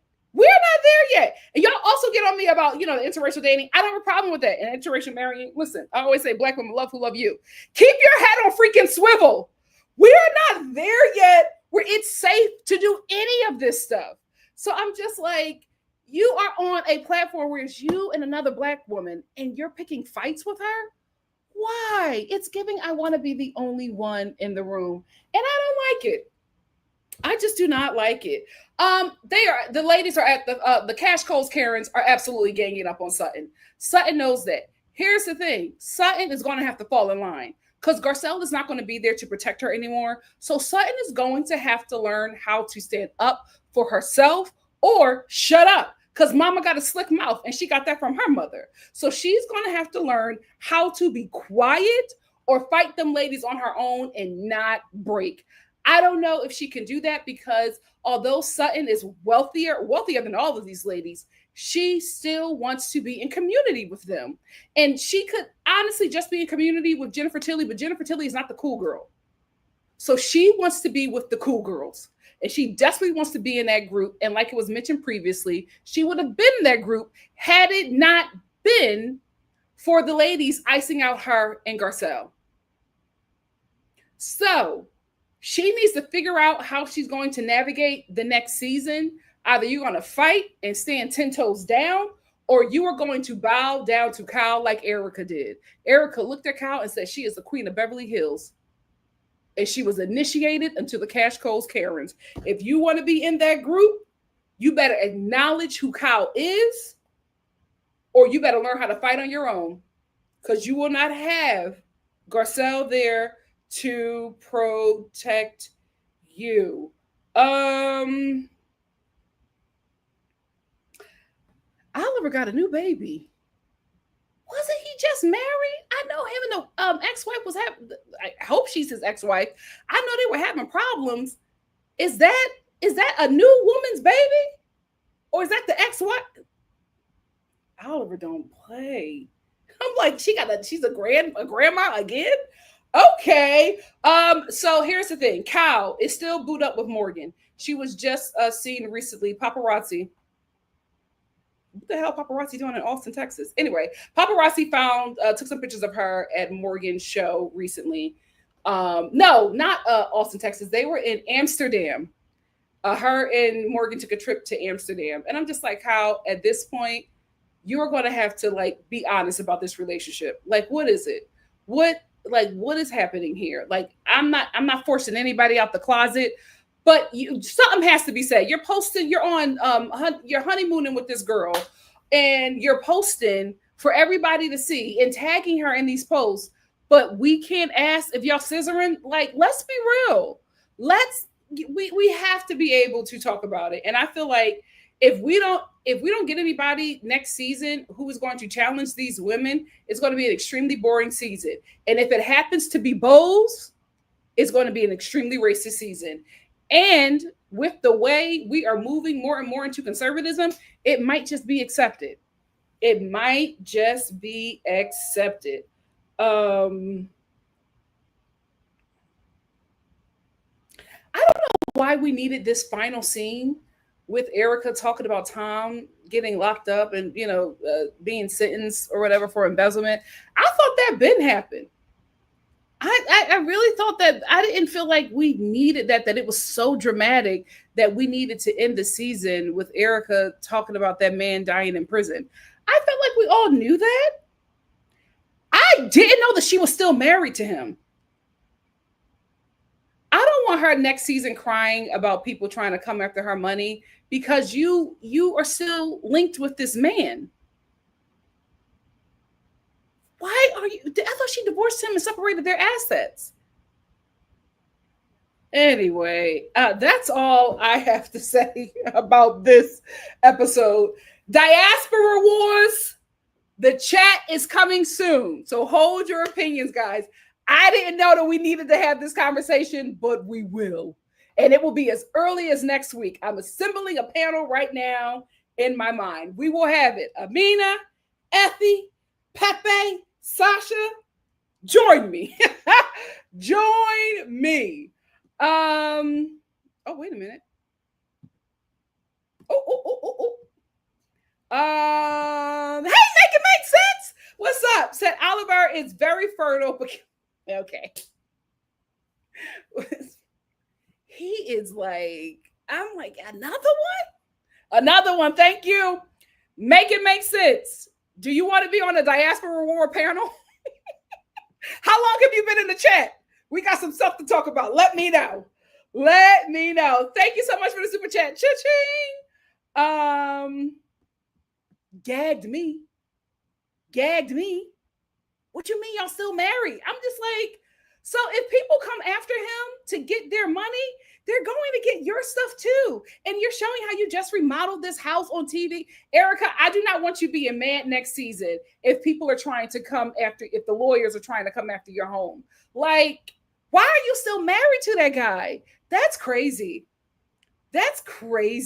Speaking of crazy, Blue Jay said conservatism being mainstream is crazy. It always was, but that doesn't move culture forward. It actually, the cause of remakes, a million clones, but no individualism and creativity in sight. Well, because if nobody is different and everybody is the same, it's easier to control them.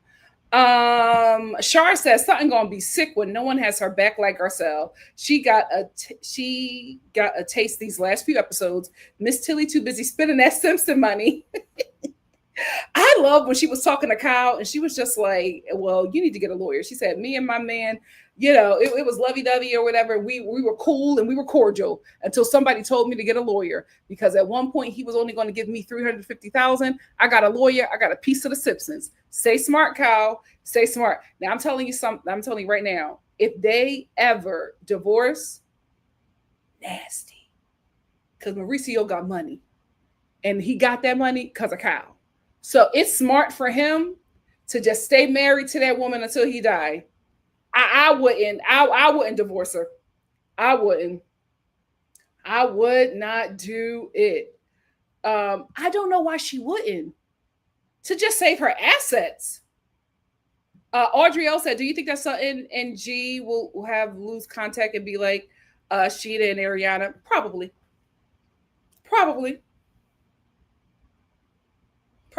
And I think it would be more on Sutton. Okay.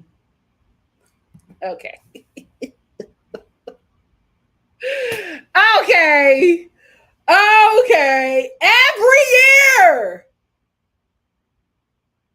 Oh my gosh, Oliver, you have to start, you got to release that seed on somebody's stomach, not in it. Like you can't. JG said, I mean, it was really glossed over how Erica Collins Reed went about cursing out Garcelle's son. That should have still been talked about, and Garcelle should still have been going off. But I think she just wanted to move forward.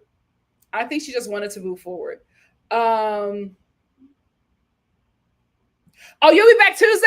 I'll try to do a Wednesday. I'll see you there.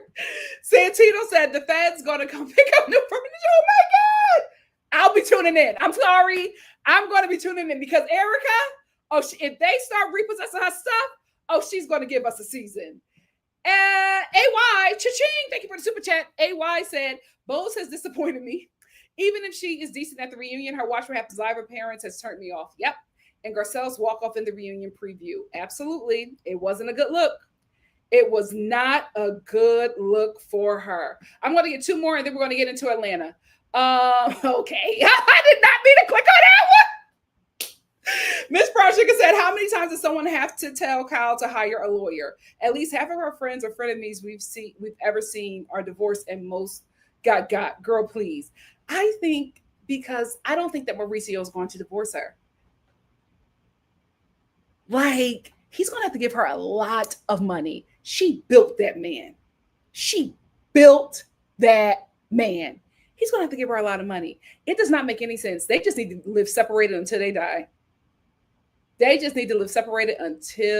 they die. And have Mauricio, Kyle, I would take out some life insurance policies because he's an older, you got to be honest here, he's an older man and he's in a party boy phase. He got married very young, had children very young. He became a husband and a father very, very young. And now that he is single, he is trying to live out the years that he thought that he lost. But he's not going to take care of himself. Single older men die faster and early. I hate to say it because they do not have a woman watching over them and telling them to go to the hospital. He's not going to go to the doctors. He's not going to take his meds. He's not going to do what he has to do. He's not going to stop eating all that sugar. High blood pressure may take him out. Get some life insurance policy. Just got to be honest here and check up on that will. Be smart. Oh, you got a panel on Tuesday? What about Wednesday? That's going to turn into a whole nother conversation, but you know it's not. You know it's not. No. Garcelle'S bloodline. Garcelle'S bloodline is going to be white. Like, it's going to be a white bloodline 20 years from now. There are 20 or 30 years from now, there's going to be a great grandkid holding up a picture of her on whatever social media platform, using it as her picture as a reason for them to be able to say the N-word. I think only one part of her bloodline will be black. And it's that model boy. The model one, I feel like he's gonna keep that bloodline Haitian. I don't know. I feel like he's the only one. Like Diana Ross and that one black grandchild. I feel like that might be the only black lineage from the Ross family. And I think that may be the same with Garcelle'S son, because he loves himself a sister. But see, he loves his mama. Like, he has such a soft spot for his mama. And I feel like if a black man loves his mama, he gonna have a black wife. If he can't stand that mama, he got some issues with her, the bloodline's done. But you know, Oliver loves something Caucasian. And that's it. It just got to be white. It don't got to be nothing else. There's no standards. NC said, I want something to quit to. The rest of the women will be besides themselves, not knowing what to do with the lack of storyline, and they'll have no choice but to go after each other. You think that'll happen? Because even when they're at odds, the Cash Coast Karens, they still stand with each other. So I don't know. I do not know. Anna, I'm holding out. I'm holding out hope for her. But for what has been happening, I'm sick. I'm sick. Let me get 3 more and then let's get into Atlanta.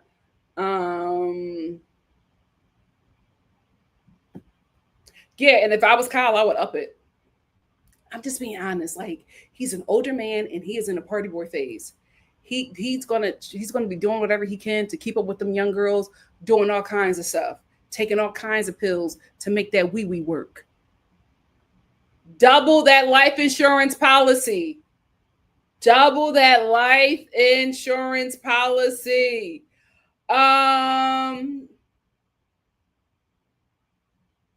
There we go.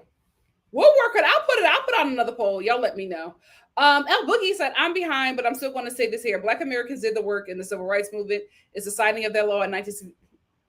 But and here's the thing. It's not just immigrant. It's every freaking body. I don't think that people realize what the civil rights movement did for every marginalized community. Like, there should not be anybody who's in a marginalized community who has a beef with Black Americans.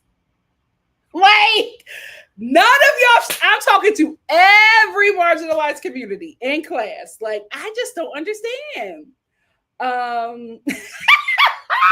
We sure did. We said, oh, we got our hooks in that one.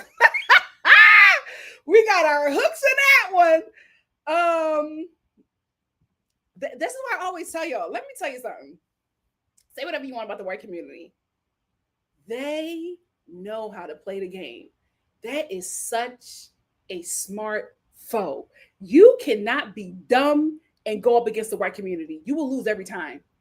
I won't say the white community. I will say the white supremacist community. Them white supremacists, they got the game on. They know this game so well. They know how to play it. And the only other people who know how to play this game, y'all don't like. Oh my God, we just need a bigger team. DGF said that generational wealth starts flipping back. Come on. Every time it goes right back to them. Genius. They know.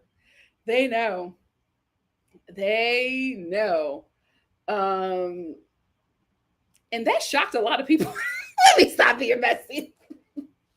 That shocked a lot of people, not Tito. Not Tito down with the brown.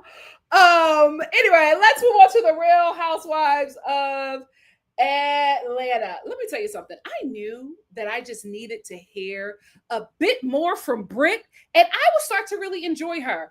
I enjoy maybe much. It's still pretty fresh, but I like the fact that she was opening up to us and she was letting us know that the reason why she got into insurance was because her family had to put up a GoFundMe for her dad because her dad was working a job, had a $2 million life insurance policy, and because at his job and because he was transitioning to another job, he died right before he was able to successfully transition, and he lost that policy and they could not afford to bury him. So she was like, I got into it because I don't want anybody else to go through that. And I love knowing that about her, right? Especially as a Black woman in the insurance space, because we don't dominate that. So I really liked that.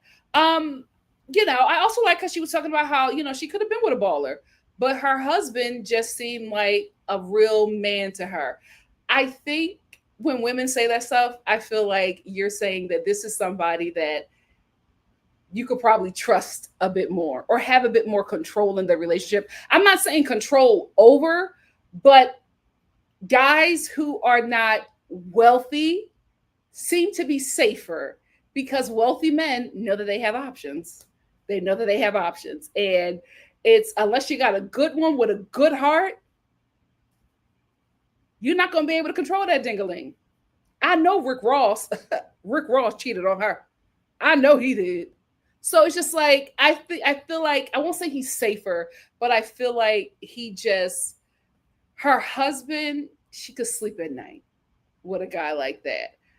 I'm gonna be honest with you, Britt. I was absolutely disturbed by the fact that you said that you were a video vixen in high school. You're a victim. Like, what the hell do you mean you were a video vixen in high school? How did your family sign off on that? I cannot believe she breezed over that. I was like, let's stay right there. That should not have happened. Andy, bring that up. Bring that up at the reunion. That shouldn't have happened, Britt. But I do like that I'm seeing more of Britt. The video vixen as a child threw me off. I love how Shamia's sisters are all different versions of Shamia. Because in this episode, we met African-American Shamia. Then we met her sister, Dominican Shamia. And then we met her other sister, Creole Shamia. All Shamia, just in different fonts, different Shamia variants. I was just like, y'all have the same face, just a different culture. Oh, but I love how her family is supporting her. And Shamia, it's starting, honey. It's starting. The jealousy. It's here. Portia knows how you look on this show. And her mother knows how you look on this show. So, unfortunately, you lost your bestie. But I'm glad that you're finally getting the spotlight that you should be getting. It's just unfortunate that it's going to happen like this. And I would hate for you two to be at odds at the reunion. It's going to be ugly if you two are fighting. Please fix it before y'all get to the reunion, because that's just going to be ugly. Portia is just jealous. And I think what happened is that Portia likes Shamia being the friend of the show. And with Shamia looking like the rich girl of the show, it's become an issue. Because as we see, when Portia pulled up to that birthday party, she saw all of that stuff because that's been Shamia's life. But now that the cameras are on it, she can't compete. She probably could compete when she was with Simon. She can't do it now. And I'm not saying that Portia ain't got no money. Portia's wealthy. Not as wealthy as Shamia, but Portia got a nice little coin for herself. That's why she did not marry or stay in a relationship with her fine. Oh my God. Remember that fine guy that she used to date, her high school sweetheart? And they got back together and she just could not commit to him because he was not making the money that she was making. And even though he wasn't making the money that she was making, she was okay with it. But he just was not trying to get a job. And Portia did not want to take care of him like that. She was just like, listen, he don't have to be making what I'm making, but I need him to get a job. And that was her biggest issue with him. He was not like He was not overly aggressive with trying to get work. He was just chilling. He was just chilling. And she was just like, no, you got to go out there and get a job. And she would have still been with that man if he was making a substantial amount of money. I forget his name, but that man was fine. I was like, Portia, work it out with him. Work it out with him. Older kids would have been gorgeous. But she got a pretty baby. But I'm just saying, you should have made it work with him, girl. Anyway, so what's happening is Shamea is becoming the star. And I think Portia is starting to compare because, as you can see, not only is Shamea becoming a star, Shamea is feeling it. You see her in the scene. She's walking in like she's Candy Burris. She's walking in that. She's walking into every scene like she's the center peach. I don't know what they told her, what production told her, but she's owning it, and it's very obvious. Now, before when people were talking about that Portia was jealous, I was like, I just want to break up a good friendship. But I'm starting to see it because Portia, when you sat down with your mother, and you were, even when you sat down with Kelly Waffles, and you were talking about the conversation that Shamea had, where she was defending you, how did you get that Shamea was talking about you to Kelly and not defending you? She's been your friend since you were children. Why is she switching up now? And why haven't you reached out to her to find out what was actually said? And if you felt like something was said that you can't necessarily trust, why didn't you bring them together? You're having these conversations about Shamea with other people and not your bestie. That don't make sense to me. And then when you sat down with your mom and you were talking about Shamea, I knew that you had already been having conversations about Shamea with your mom, because your mom instantly went to, I know that Shamea is your friend, but you need to watch that. Why would she instantly go there if you guys are such good friends, so close with y'all sisters? You've been talking about her to your mom because of how you feel about her being on this show. You liked her when she was a friend of, and you didn't even want to bring her on the show. But now that she's on here, and now that she's giving head honcho, you don't like it. I hate to see this friendship break up. I hate to say it might be good TV. Anyway,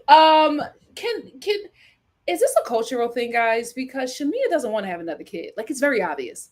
It's very obvious she does not want to have another kid because she's scared. She's scared that what might happen to her or the child. She was talking about, when she was doing in vitro and her estrogen level was getting so high that she might have a stroke. And like every time she talks about having another child, she's very scared. She talks about her other two children and how she doesn't want to leave them if something happens, if she dies during childbirth. She's very much afraid of that. But then she also says that her husband wants to keep on trying. Now, is it a cultural thing?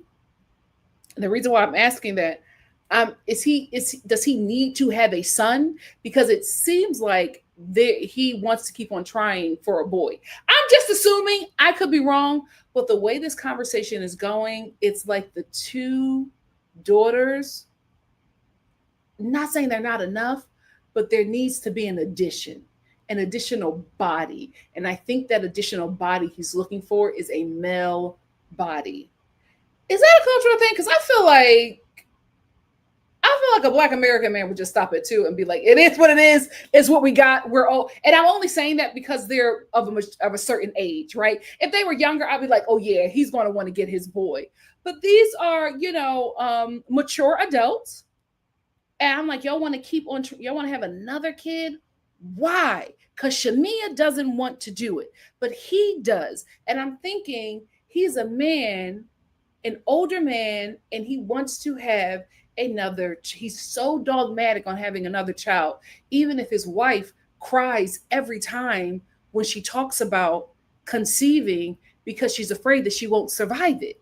Why are you still pushing this forward? And I'm like, is he trying to get a son? Y'all let me know what y'all think about that. Because I feel like Shamea is telling us without really telling us. Something is up there. Something is also up here. What do you mean because your husband got put out of a game by security that you and him had to live separate? That does not make any sense to me. She was just like, he went to this game and the owner doesn't like him, so they got security to put him out. And because of that, we were newly married, and because of that, we just couldn't get past that, so we had to live separately. You mean to tell me you just married this man, and because security escorted him out of a basketball game, y'all had to live separate? Miss Oakley, that doesn't make any sense to me. It doesn't make it. What am I missing? Like, there's something there that I'm not. Why did y'all have to live separate? I hate to say it, but I'm like, when a man and a woman break up or like have to separate, I instantly go to infidelity. Like, what happened? What did Mr. Oakley do? Because at the end of the day, he was a famous basketball player, and that God complex that they have never leaves them. So what happened? Because that doesn't make. I wouldn't have told that story. I don't know why you told us you had to live separate from that man because he got escorted out of a basketball game. That does not make sense. What does make sense is whoever this woman was when you were reading Shamia, you need to stay right there. I don't know who that other lady is. We met at an apartment complex, and I don't. She's not good for TV. When you rolled up on Shamia and you were like, I would like us to talk because I don't want us to have no issues, and Shamia was like, well, what's the issue? that little confrontation gave old school Real Housewives of Atlanta for me. And she was just like, the issue that we talked about. She was like, well, my opinion still stands. So if you want to change that, I'm not changing. So we don't need to do anything else from there. And then she sashayed away with her wealthy self. And Miss Oakley made another comment. I think, what did she call her? What did she say to her? She said, hold on.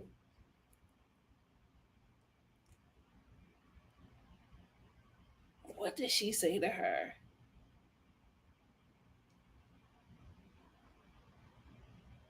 I think she said something to Shamia. She said something to Shamia for Shamia to say something about her 99 nose.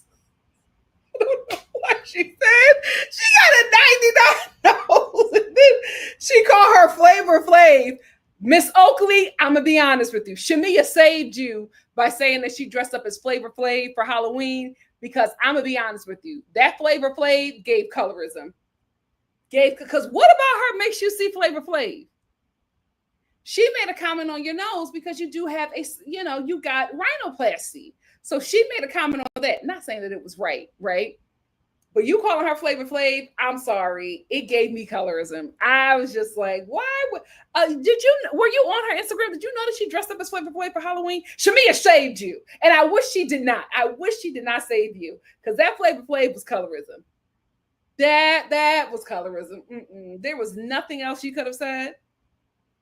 Nothing. You call her but then she turned around and called you LaToya Jackson and said, hee. That's not funny. But them two, listen, if they can keep it light, if they can just keep it light and shade and not get too deep like Nene and Claudia, I could see this. I could see this. I'd rather see her and Shamia do the frenemy thing than to see her in scenes with her husband. I'm not saying he doesn't like you. Maybe he doesn't like filming this TV show. But it appears as if he's annoyed by you. And again, it could be because of the TV show, but I don't like, I'm the type of person who likes, especially Black housewives, to be loved on. Like, if your husband is not a happy Eddie, don't bring that black man on the show. Don't bring that black man on the show if he is not a happy Eddie. If he's a Mr. Oakley or a Ralph, keep him at bay. We do not need to see him. I would like to see more of you, this little you and Shamia beef, if y'all keep it light. Oh, Shamia, you messy. Oh, Shamia, you messy. That's all I want to say about the Real Housewives of Atlanta. What do you guys have to say? Let's get into it.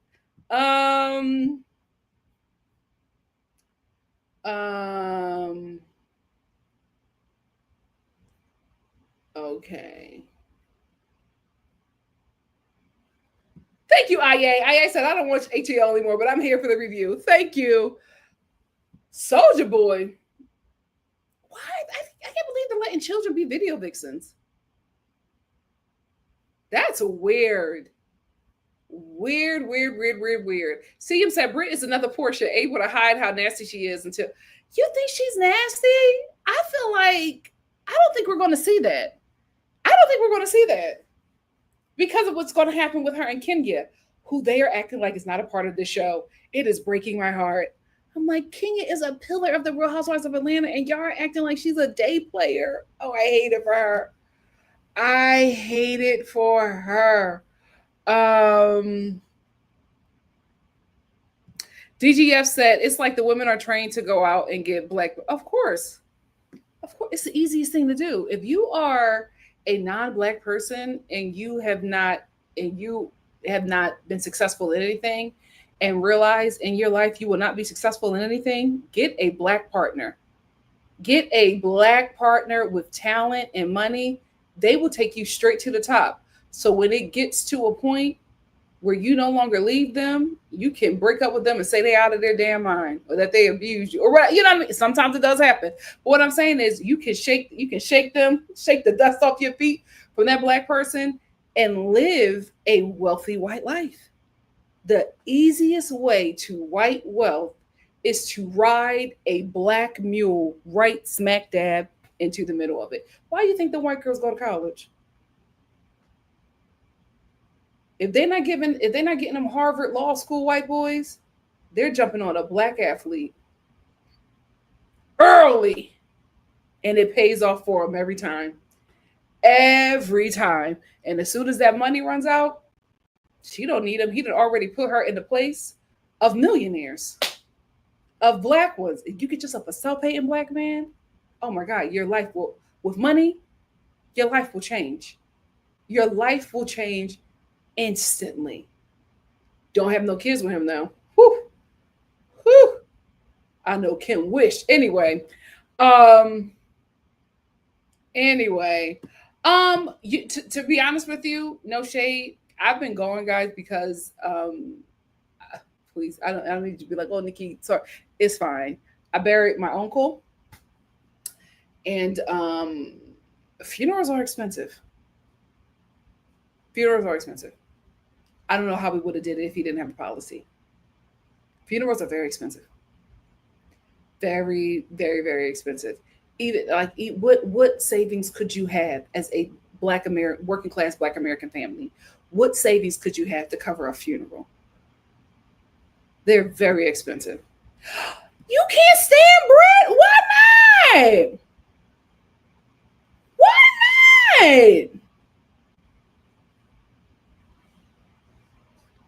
Oh my God, I didn't know we couldn't stand Brit. I can't figure her out yet, but I didn't know we couldn't stand her. TR said Brit hasn't done anything. 3 episodes in for people to say that they don't like her. Yeah, I don't. The dislikes come from the Kenya situation. I think people are forgetting this is an edited show. Absolutely. Crazy work. High school, how is that legal? Where were they filming? Like, because especially if you're a teenager, you can only film for a certain amount of hours. That's so sick. That is so sick. She could only film a couple of hours as a video vixen. And you know why I say that? Was Britt and Nelly's video? What is it? Unless you're going to do, it's getting hot in here. I'm going to see. It's getting hot in here. Video vixen. Who is the video vixen? Because I remember who. Oh, that's not Britt. Pasha Bleasdale.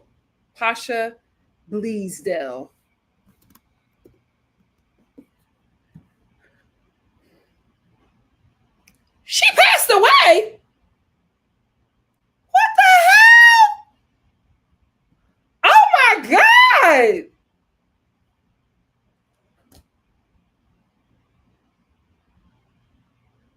Oh my gosh. Oh my God, may she rest in peace. Oh my God, this live. Oh Lord, this live is taking on another Jesus. Anyway, the only reason why I wanted to talk about her is because I was watching her on VH1, Where Are They Now? And she was talking about, oh, may she rest in peace. And she was talking about how she was 17 when she did that video. So she could only film for a certain amount of hours. And then in the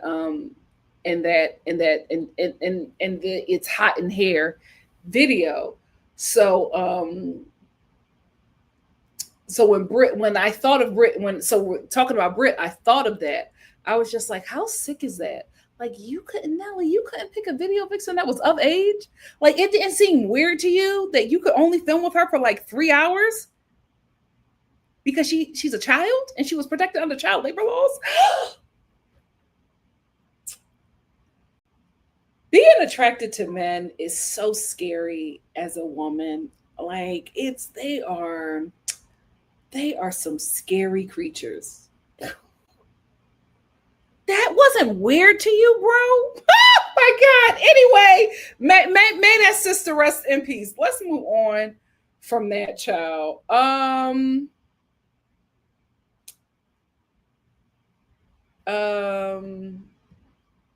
Tier said, Portia ain't got no reason to be jealous of Shamia. Portia knows how Shamia been living for 7 years. Y'all think she got up and said today, I'll be jealous, please? I don't think she got up today and said that she'll be jealous. I don't think she was jealous of Shamia in general. I think she is jealous of the way Shamia is being filmed and edited. Like, Portia's been on the show for what, 12 years? 12, 14 years. She knows good and well that Shamia is being filmed as the glue, the center peach of the show. I think that's bothering her. I think Shamia has been in her shadows. She put herself there. I'm not saying Portia did that, right? We talked about it last season. Shamia gives the dark-skinned girl with 4C curls who looks up to the it black girl who is lighter, has a certain hair texture, has a certain pedigree, right? And they make themselves the lapdog of that girl. And that girl don't put them in that position. They volunteer to be in that position because it's better to eat her crumbs if you can't sit at her table, right? That's just privilege in a nutshell. So I think that since that's a role that she has played for so long in their friendship, now that she's stepping out of her shadow and not only standing beside her, surpassing her, that's a new image for Portia. That's a new way to see her friend. And I think she has had conversations about her concerns with her mother. And that's why her mother was speaking about Shamia that way. I'm not just saying, oh, she's just to say it. Oh, no, I'm observing something that's happening here. I'm observing a trope that happens every time. And I think that's what we're dealing with. CR said, does anyone else agree that Shamia should have been on the series a long time? Absolutely. She got the goods. She got the goods. She has the it factor and gives her authentic life. She doesn't need group drama to hold her own. I like her. I like her. JSB said, I was 18 in high school because my B-Day is in the fall, and I was emancipated from my parents at 16, even though I was living with them. She could have been in the same situation. Even still, you're still a child. I don't feel like a video vixen should have been someone whose brain wasn't fully developed. Unless the guy, unless you're in Sammy's video, you know what I mean? Like, if his brain is underdeveloped as well or not fully developed, then cute, because y'all all kids. But you're in grown men's videos as a teen? Oh, God. Oh, them straight men. Ah, Jesus. Oh, if it wasn't for ovulation, I don't think any of us would be with them. There's some scary beings. There's some scary beings. You know what? Yes. Yes. A mess. A mess. A mess. You know what? You know what that friendship is giving me? I feel like Portia is creating a baddies clique. You know what I mean? You know them girls who all look a certain way and date a certain way and run in certain crowds. They become friends just based off aesthetic. Not like they really have anything going on or they have any particular interest. They just like, oh, you look cute and I look cute. Let's be friends. Those friendships are so fun and so volatile. Great TV. Great TV, because they will turn on each other with a quickness. Char said, I'm man confused how Portia and Miss Diana was trying to spin the concern by Shamia, putting 2 and 2 about everything, but that's okay. I was really disappointed in Miss Diana. I'm like, if I was Shamia and like me and Portia have been friends since we was kids, I would feel so heartbroken to see her mom talking about me that way. Like my best friend's mom is like disparaging me on camp. That would hurt me and it would piss my mother off. That friendship has to be done. That friendship has to be done. Ugh, that's very weird. That's very weird. Oh, he was so fine. Can I bring up a picture? Not me dragging him in and look at me trying to find one that I thought was fine. Portia, Real Housewives of Atlanta, ex-boyfriend Todd.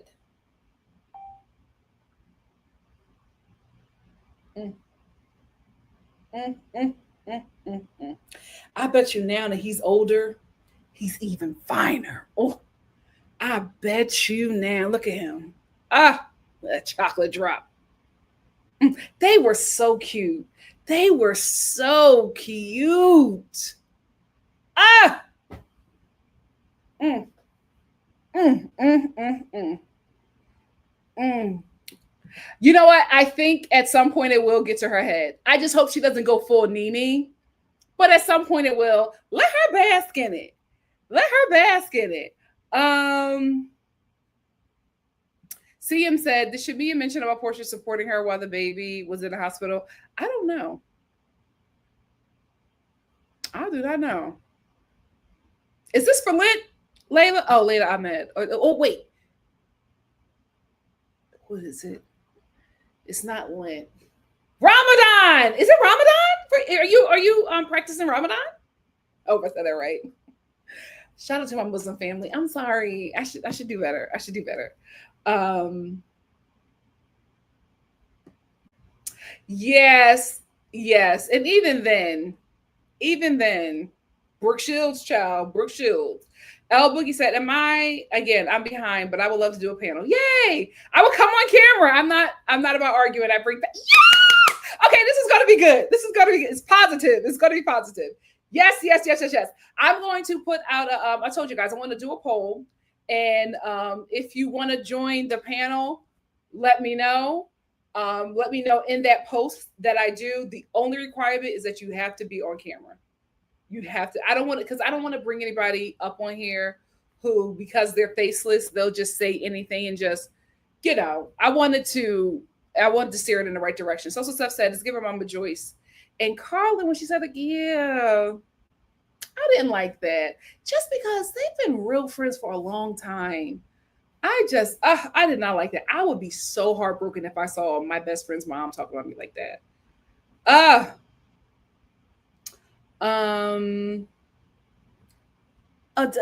Like, what is it? He want her to carry that baby child. That's scary. That is scary. Unique Hunter said, I hate this proportion of Shamia's relationship. Me too. I feel like I'm the only one who want them to like fix it. I feel like Janet Jackson. Fix it. Like, I don't like this. I hope they get it together. Portia also has to understand that she left the show and they needed a new younger it girl and they chose Shamia. I think there's room for both of them. They could both run it.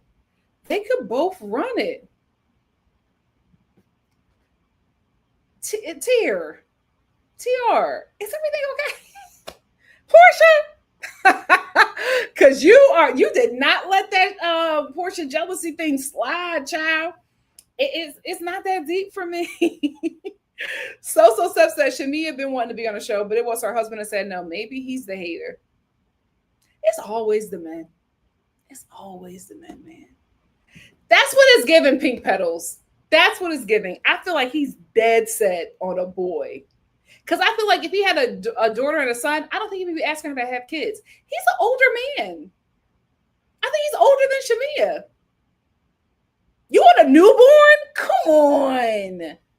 You're trying to get a son. You're trying to get a son. And see, that's the thing. Tier said, yes, Portia was at the hospital when Shiloh was sick. Shami even posted pics of Portia there.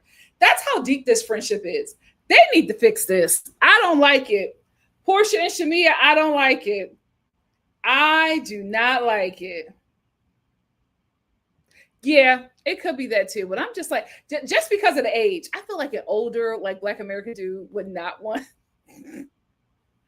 I feel like he would be like, I'm good. I'm good. So that's why I wanted to know if it was like, does he have to have a son? But, ooh. I knew we would get there. I knew, because that did not make any sense. And she was better off not saying anything, because she did talk about them kids. And she would say that we share this one and this one. But I'm like, how do you not share? You've been married to him so how don't you share this one? You see what I'm saying? Ma'am, Miss Oakley, you would have been better off not saying anything, because now we putting 2 and 2 together. And that ain't make no sense. Oh my God. His old behind. Not his old behind having outside. I can't believe it. It still works. I thought they was pushing out worms at that. You know what? El Savina said, it seems like they both want a big family, but I also don't understand her. If I can't, I won't have any more. And if it's my body, why is it still a conversation? If anything, adopt. I don't get it. I do not get it. E for Empathy said, I feel like some men just do not understand pregnancy and giving birth and how much it genuinely affects a woman's body. They have zero concept of it. Like, the more I find out about pregnancy, the more I'm just like, how are y'all still standing? How are y'all still standing? Remember I told y'all about that girl that I work with at the Gap, 34th Street Gap? I was a kid. Let me tell you something. I was raised right. I was raised by a great mom, but I also will tell you there are experiences in my life that fundamentally changed me. And this thing fundamentally changed me. 2 people. One was my Puerto Rican bestie at my job. This is all at the Gap. And me and her, same age. We're 18 years old. We worked this because that, you always have your job bestie. We worked the same shift. And I was so happy because when I'm coming in, she's leaving. So we never worked the same shifts because of how our school was set up. So I would go to school in the day and work at the Gap at night. She would go to school. She would work in the morning and then go to school at night. Some days, right? So we would miss each other. And then some days we would actually work on the same shift. And we just had so much fun. And I remember one time, like, we worked the same shift and neither one of us had school. So I was just like, oh, girl, let's go across the street, get some Zeppelins, walk across the Brooklyn Bridge and just hang out. Because me and her never get to hang out because I lived in Brooklyn Heights at the time and she lived in the Bronx. And we were just not making that happen. We were just not doing that travel. So me and her was like, I was like, let's hang out because we never get to hang out after our shift. And this is my bestie. She looked at me and she was like, oh, girl, I can't. I got to go home and make dinner for my man. I'm like, huh? She's like, yeah, if my man get home and he don't got no dinner and he don't got no dinner ready, he going to be so upset. My brain, I couldn't fathom what she was talking about because we're 18, we're children. I'm thinking we're kids. I'm like, you have to. First of all, you're shacking up. I couldn't believe it. You're 18 years old and you're living with a man and your family knows. Freaked me out. Then when she's talking about how she's worked a full shift. She got to go home and make him a plate at 18 years old. I was like, so me and my dumb behind. I was like, oh, he doesn't cook. I was like, oh, he doesn't cook. He can't make. And she was like, oh no, I have to. She was like, I'm his woman. I have to make all his meals. I got to get his clothes out in the morning. Fundamentally changed me. Fundamentally changed me. And another thing. She wasn't my bestie, but me and her, we gossip like nobody else. We gossip like 2 old church aunties. My Jamaican my Jamaican friend at 34th Street Gap. I remember when she got pregnant, she worked all the way up until her water broke on the floor. Did I tell you? I think I told you this story. Broke Her water broke on the floor. Me and her became friends because we were both Gap jean specialists. Work, clock it, clock it. We were both Gap jean specialists, and me and her became friends because nobody knew how to fold them jeans like us. Nobody knew how to do it. So we became specialists, and we were like the only two black girl, Gap jean specialists. And so we became friends like that. But I just remember seeing this woman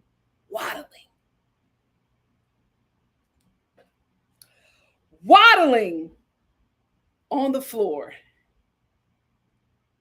And I'm just like, why are you working? Like, I could not fathom why she was like still working. I never asked her up until this point. And I got back to work the next day, and I was like asking where she was at. And they was like, oh girl, her water broke. She had to go. And I was like, oh my gosh, she had the baby. Like, so excited or whatever. I didn't have a cell phone at the time. Child, telling you my age. So I couldn't reach out to her. I had to wait for her to like get back to work or whatever. And I'm thinking, little old 18-year-old Nikki, I'm thinking, I'm not going to see this lady for a couple months. I saw this lady in a few days, waddling on the floor, still got the stomach. I'm thinking she's still pregnant. I'm a kid. I'm like, is there another baby in there that couldn't come out? And she's like, oh no. She's like, no, I already had the baby. And I said, girl, why are you here? She's like, oh, I got to work. I can't miss no money. I said, what about your boyfriend? Like I said, your boyfriend can't. 18-year-old Nikki. I said, your boyfriend can't pay, like take care of you and the baby? She was like, he can't afford to take care of us.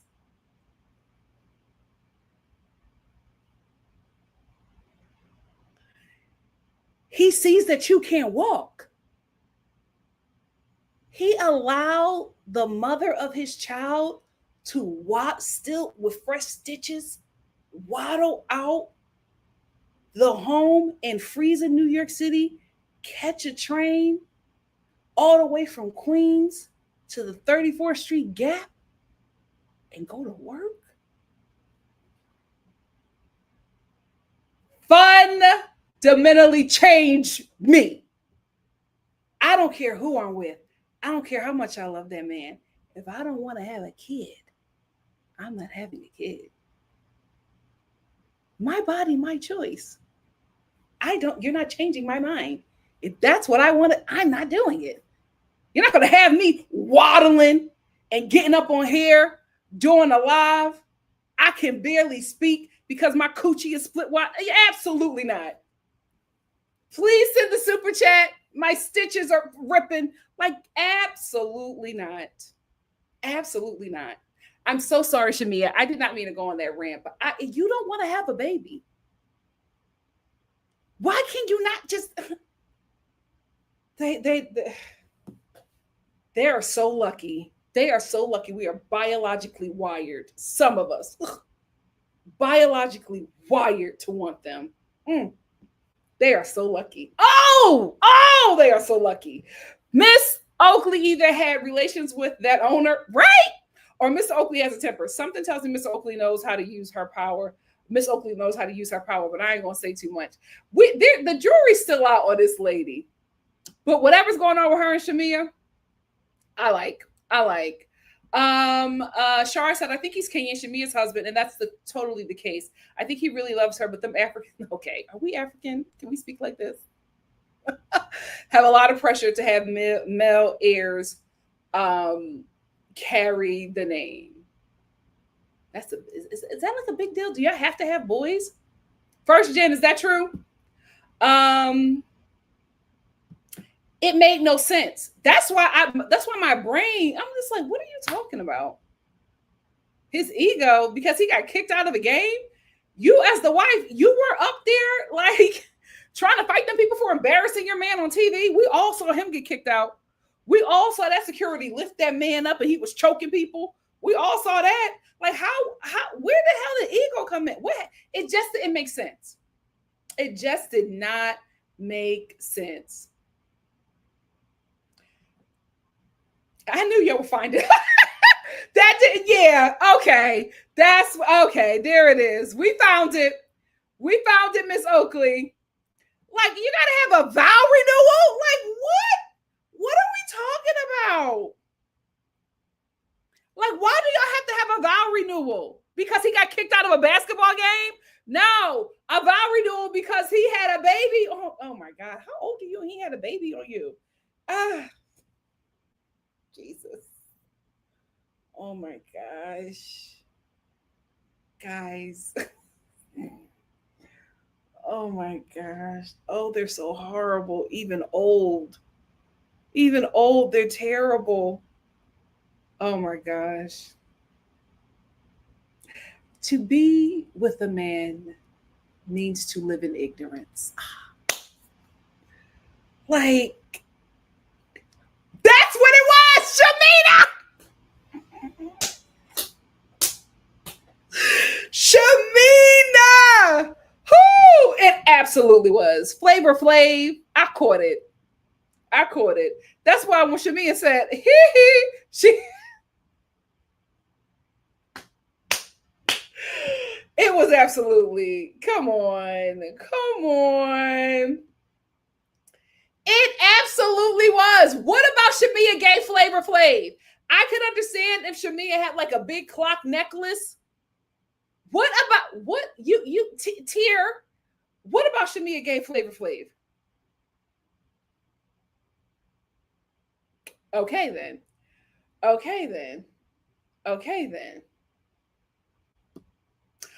Oh, that's a good save. I'll let it slide. But Tear, if it happens again, you better be able to defend it. CR said production should have done a side by side of Miss. Oh no, that would have been too messy. That would you cannot come after the Kathy Hilton's best friend, LaToya Jackson. Absolutely not.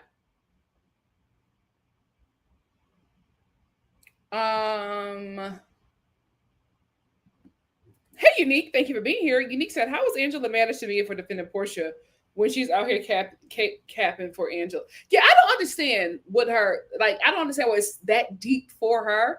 But in her defense, she was trying to move on.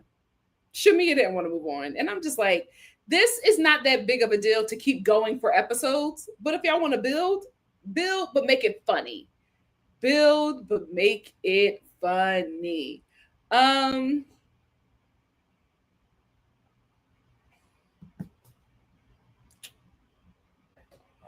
She's trying. I don't like the OGs being day players.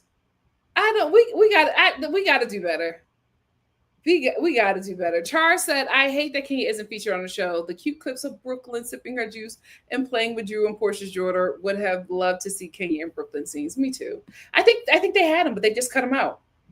Blue Jay said, I was deeply concerned of Britt, reminded me of the Ruby Rose girl dating ugly. Okay. But hearing it was a kiss me through the phone, I was like, okay, maybe not a video vixen model. Yeah, that's what you think. You know, you think Nelly's hot in here. You know what I mean? You think all of them, you know, who do you love? You know, doing it well. Like, you think those videos. But if they're the same age, then I understand. But she said it like she did multiple videos. No. Thank you. It's all good, though. It's all good. He lived a life. Ryan said, why does Britt keep bringing up Kenya about her ring, which wasn't even really a shady read? Well, here's the thing. I think stuff is getting cut out.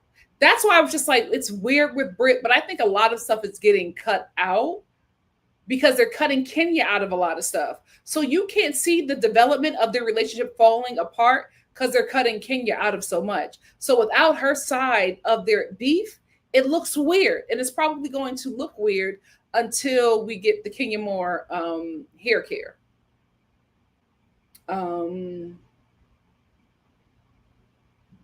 Yes, and we see the results. We see the results of that. She should not have been.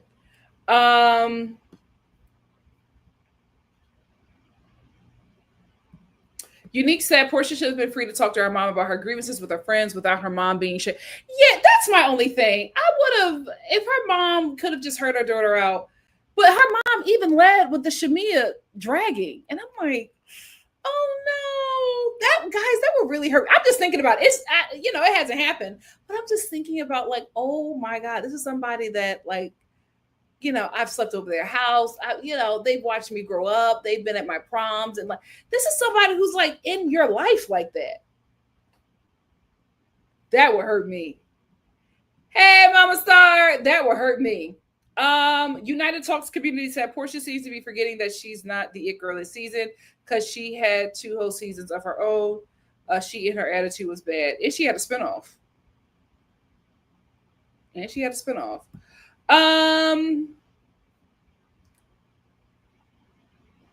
Sean, hey Sean. Sean Sullivan said, "Hi Nikki. I hope this donation puts a happy look on your face to keep your chinny chin up with the head held high." Oh, thank you. Heads high, killing what they know. Thank you so much, Sean. It definitely did put a smile on my face.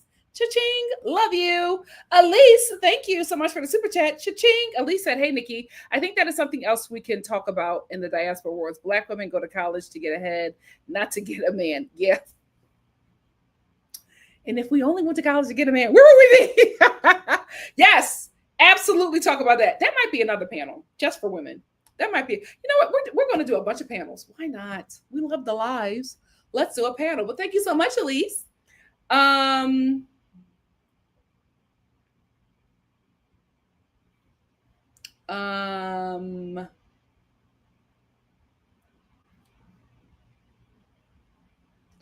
Just G said, yes, that's the son who was younger. Yeah. Ciao. Is she trying to get another surrogate? I feel like she's trying to actually carry the baby. She keeps on crying about what if she dies. And I'm like, do you have to do it? But I don't think he wants her to do, I don't think he wants to, the husband, I don't think they want to do another surrogate because the last surrogate got cancer while carrying their child. And although Shamia doesn't think that the surrogate is responsible for her child having any issues, she ain't saying nothing about that husband.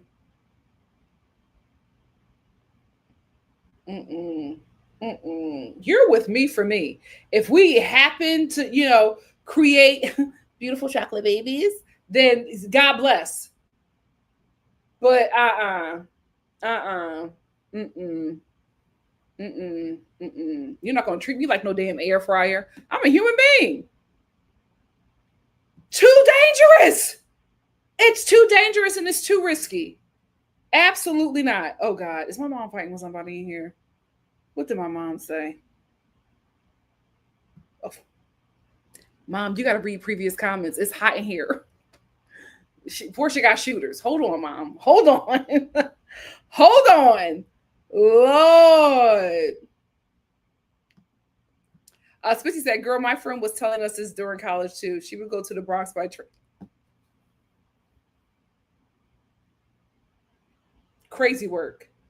Crazy work. Pink Petal says, my college roommate did the same. She had her baby 1 week and 2 weeks.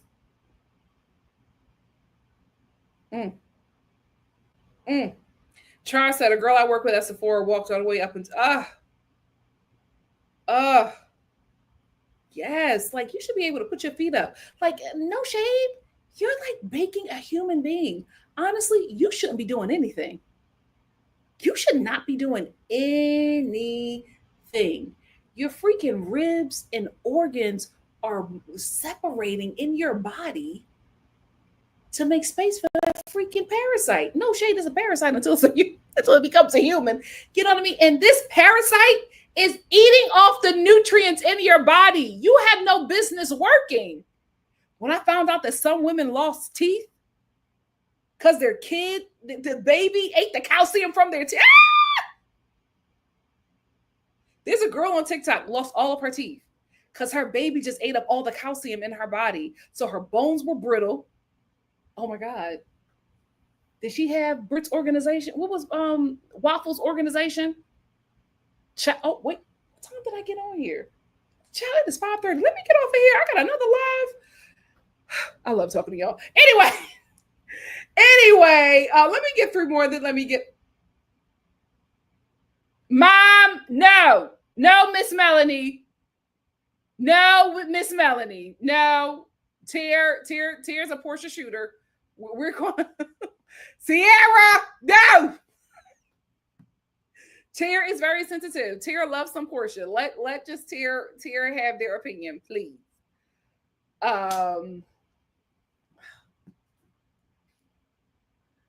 Yes, she's that girl. We love Portia over here, Tara. It's just a TV show. We don't want nothing bad to happen to Portia. We are not. We are talking about what Portia puts on TV. That's it. We want her to win. We want every black woman on this show to win TR. It's okay. It's okay, baby. It's okay. We love her. We love her. No, nobody's tearing her down. Oh Lord. And that your nipples can fall off. I'm learning too much on TikTok. That's why the government trying to ban TikTok. Because the more women learn about pregnancy on TikTok, child, your nipples can fall off. Your nipples. And I didn't know that breastfeeding was painful. I just thought it was like they just latch on. I learned about that from my super sweet 16 and pregnant. And she was like, I was like, it hurts. Oh my gosh. And then I also learned that like the breast gets so swolled up and like from the milk. I don't know what show it was, but the lady, she had to put alcohol in her bra because her breast milk was like sticking her bra to her skin and it was ripping her. You should not work while pregnant. Like, how can you? You just need to be resting and just have a team of people catering to you. You should not be working. You should not be working. Miss Project said it's our labor laws. FMLA doesn't even guarantee you pay. Crazy. Tira says Shamia's pressured to have a baby because she has to keep Gerald's money to upkeep her life. Now, I don't think you're Portia, but I think, are you Portia's mom? That man didn't want to film for a reason. They already talking about him on Twitter. Oh, child. It's the truth. You know, we love him. I forgot that hurts. Like, that has to be ripped out of the body. Like, that's really serious. It's not. It's so serious. It's so serious.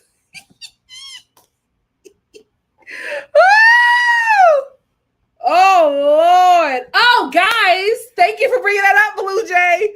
Look, this live is so interesting. My God, today. Please come to this live with an open mind. I never know where these lives are going to go, but we're here. I will say this though. Everybody in this live is still family. That's why I love us. We disagree here, but we're still a family. The next live that I'm doing is La Crusade Q&A.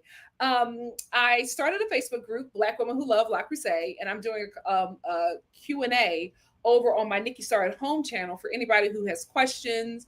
Because, you know, Meghan Markle got us, you know, brought a lot of sisters to the yard concerning La Crusade. And I, you know, as a Black woman in the, you know, La Crusade collector space, I wanted to give my own little information that I have about the cookware. If that's something you're interested in, stop by and see me sometimes. Enjoy my Facebook group. Is it live? I think I just made it live. I just have one post up because it's so fresh. I'm going to be posting more. And on my Nikki.Star at Home channel, I have a couple of videos that I'm doing concerning, you know, Meghan Markle and La Crusade. So that's going to be over there as well. As finally, my freaking vlog will be up this Sunday.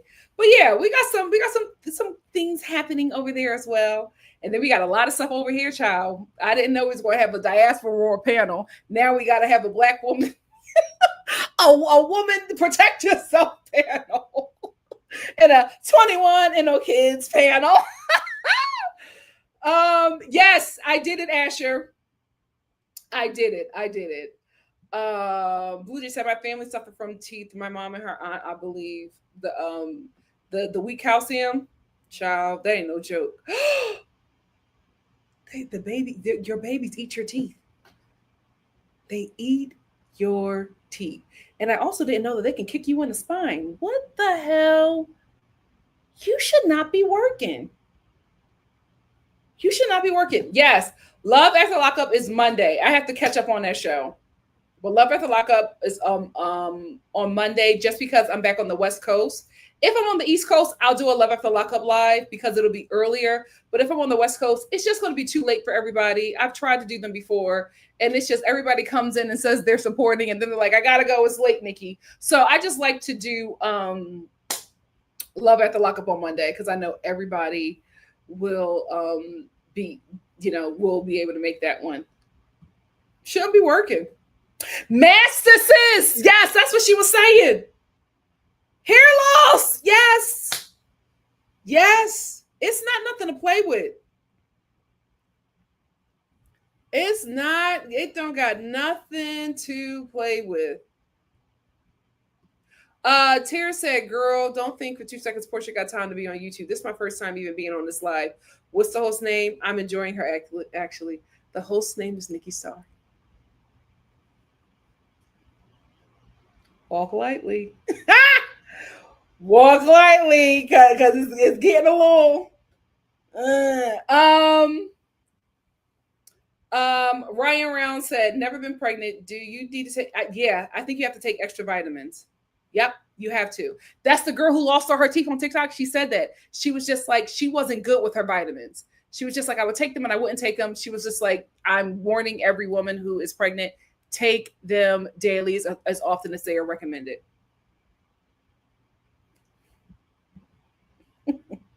She's here. Char said, in Canada, we have employment insurance to pay for. See, I might go there. Y'all American states. It's not all of us. We're trying. Elise said, and then the labor itself, we're Black. Yep. That's another thing that I feel like is going on with Shamia. She's just like, it's risky for my demographic to do something like this. 1 to 2 years, that makes sense. Yes, I will look like, child. That's what I would require. Like, somebody got to move in with me. Like, I can't do this. Somebody got to move in with me. Thank you. It's coming back. I'm doing like the shorts right now just to keep activity on that page, but the long form is coming.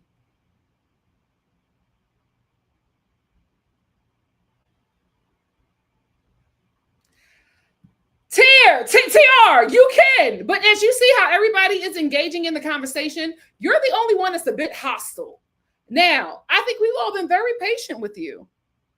Have you been the same for us? We're sweet over here, but we can get spicy. I love that you speak your mind, but keep it cute. Jess G said, yes, I have been meaning to get a. Oh, yes, come over. It's at 7 p.m. Pacific Standard Time. It's like in an hour. Elise said, we'll also be in the pots and pans. Yeah, my pots and pans will be there. And I'll tell you where to get them from on the low, sharing all of that information. United says, I would love to come and do a health panel and talk about important topics affecting. I would absolutely love that. When I put up that poll, please. Or if you guys follow me on Instagram, or my email is in my description box, not my description box, my about box. You guys can do that too. And just let me know the panels that you want, because I'm realizing that, when we do these reality TV or any reality TV show panel, or when we just talk about these shows, they turn into something else. And it lets me know there's a conversation that needs to be had. So I want to make that a separate space for that. So I think we might just start doing the panels, because I think that would help. So we won't have these conversations in a video that's about something else.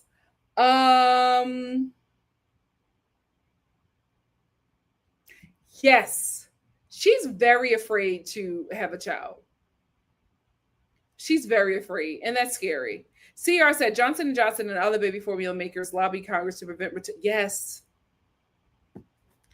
This is the thing. I talk about like racial solidarity, gender solidarity. Class solidarity needs to happen yesterday. That's the most powerful demographic that we have. And it's just like, what are we doing? What are we doing? Absolutely. Absolutely. When I found out it takes like what, weeks, damn near months for your organs to get back to where they were. Why in the hell are you at work? Oh no. Oh, absolutely not. I know they're tangents. My Sagittarius mind, but especially with the diaspora conversation, I wanted diaspora. I wanted to have that just because I know we're a mixed group here, and I wanted everybody to be heard, and I wanted everybody to feel heard and respected. So I took out time for that because I was seeing comments, and I was just like, I don't want you to think that I'm ignoring you.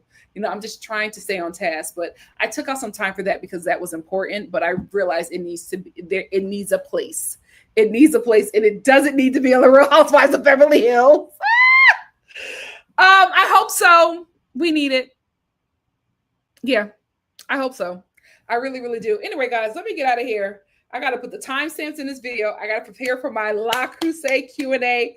Please stop by. I shared it here on this page. I'll share it again, but please stop by. We're gonna have a good time there. I want to show you my collection. I'm going to talk about some things. That one won't be as long as this one. I think it'll probably be an hour. I'll talk for about 20 or so minutes, and then the Q&A, depending on how many people are there. But yeah, stop by, and let's have a good time. Again, if you have any panel ideas, please hit me up on Instagram or email me or respond in the poll that I'm going to put up later, and let's talk about that, and we'll start planning out some panels, and everybody can participate. As I said before, we are a star family. We love each other here. The only conversations we have are conversations about progression. This is not going to be a space for you to get out your issues. This is not your therapy. No, this is not. No, you don't pay me for that. We are going to have progressive conversations. If that's not for you, don't show up. Anyway, let me get ready for La Crusade. I love you all, and I'll see you in about an hour or so. Bye-bye. Love you. Especially love you, Effie. I love you. Pepe know I love her. Who else? Who else is getting on me?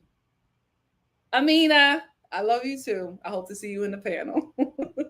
Bye. 21 with no kids. Yeah.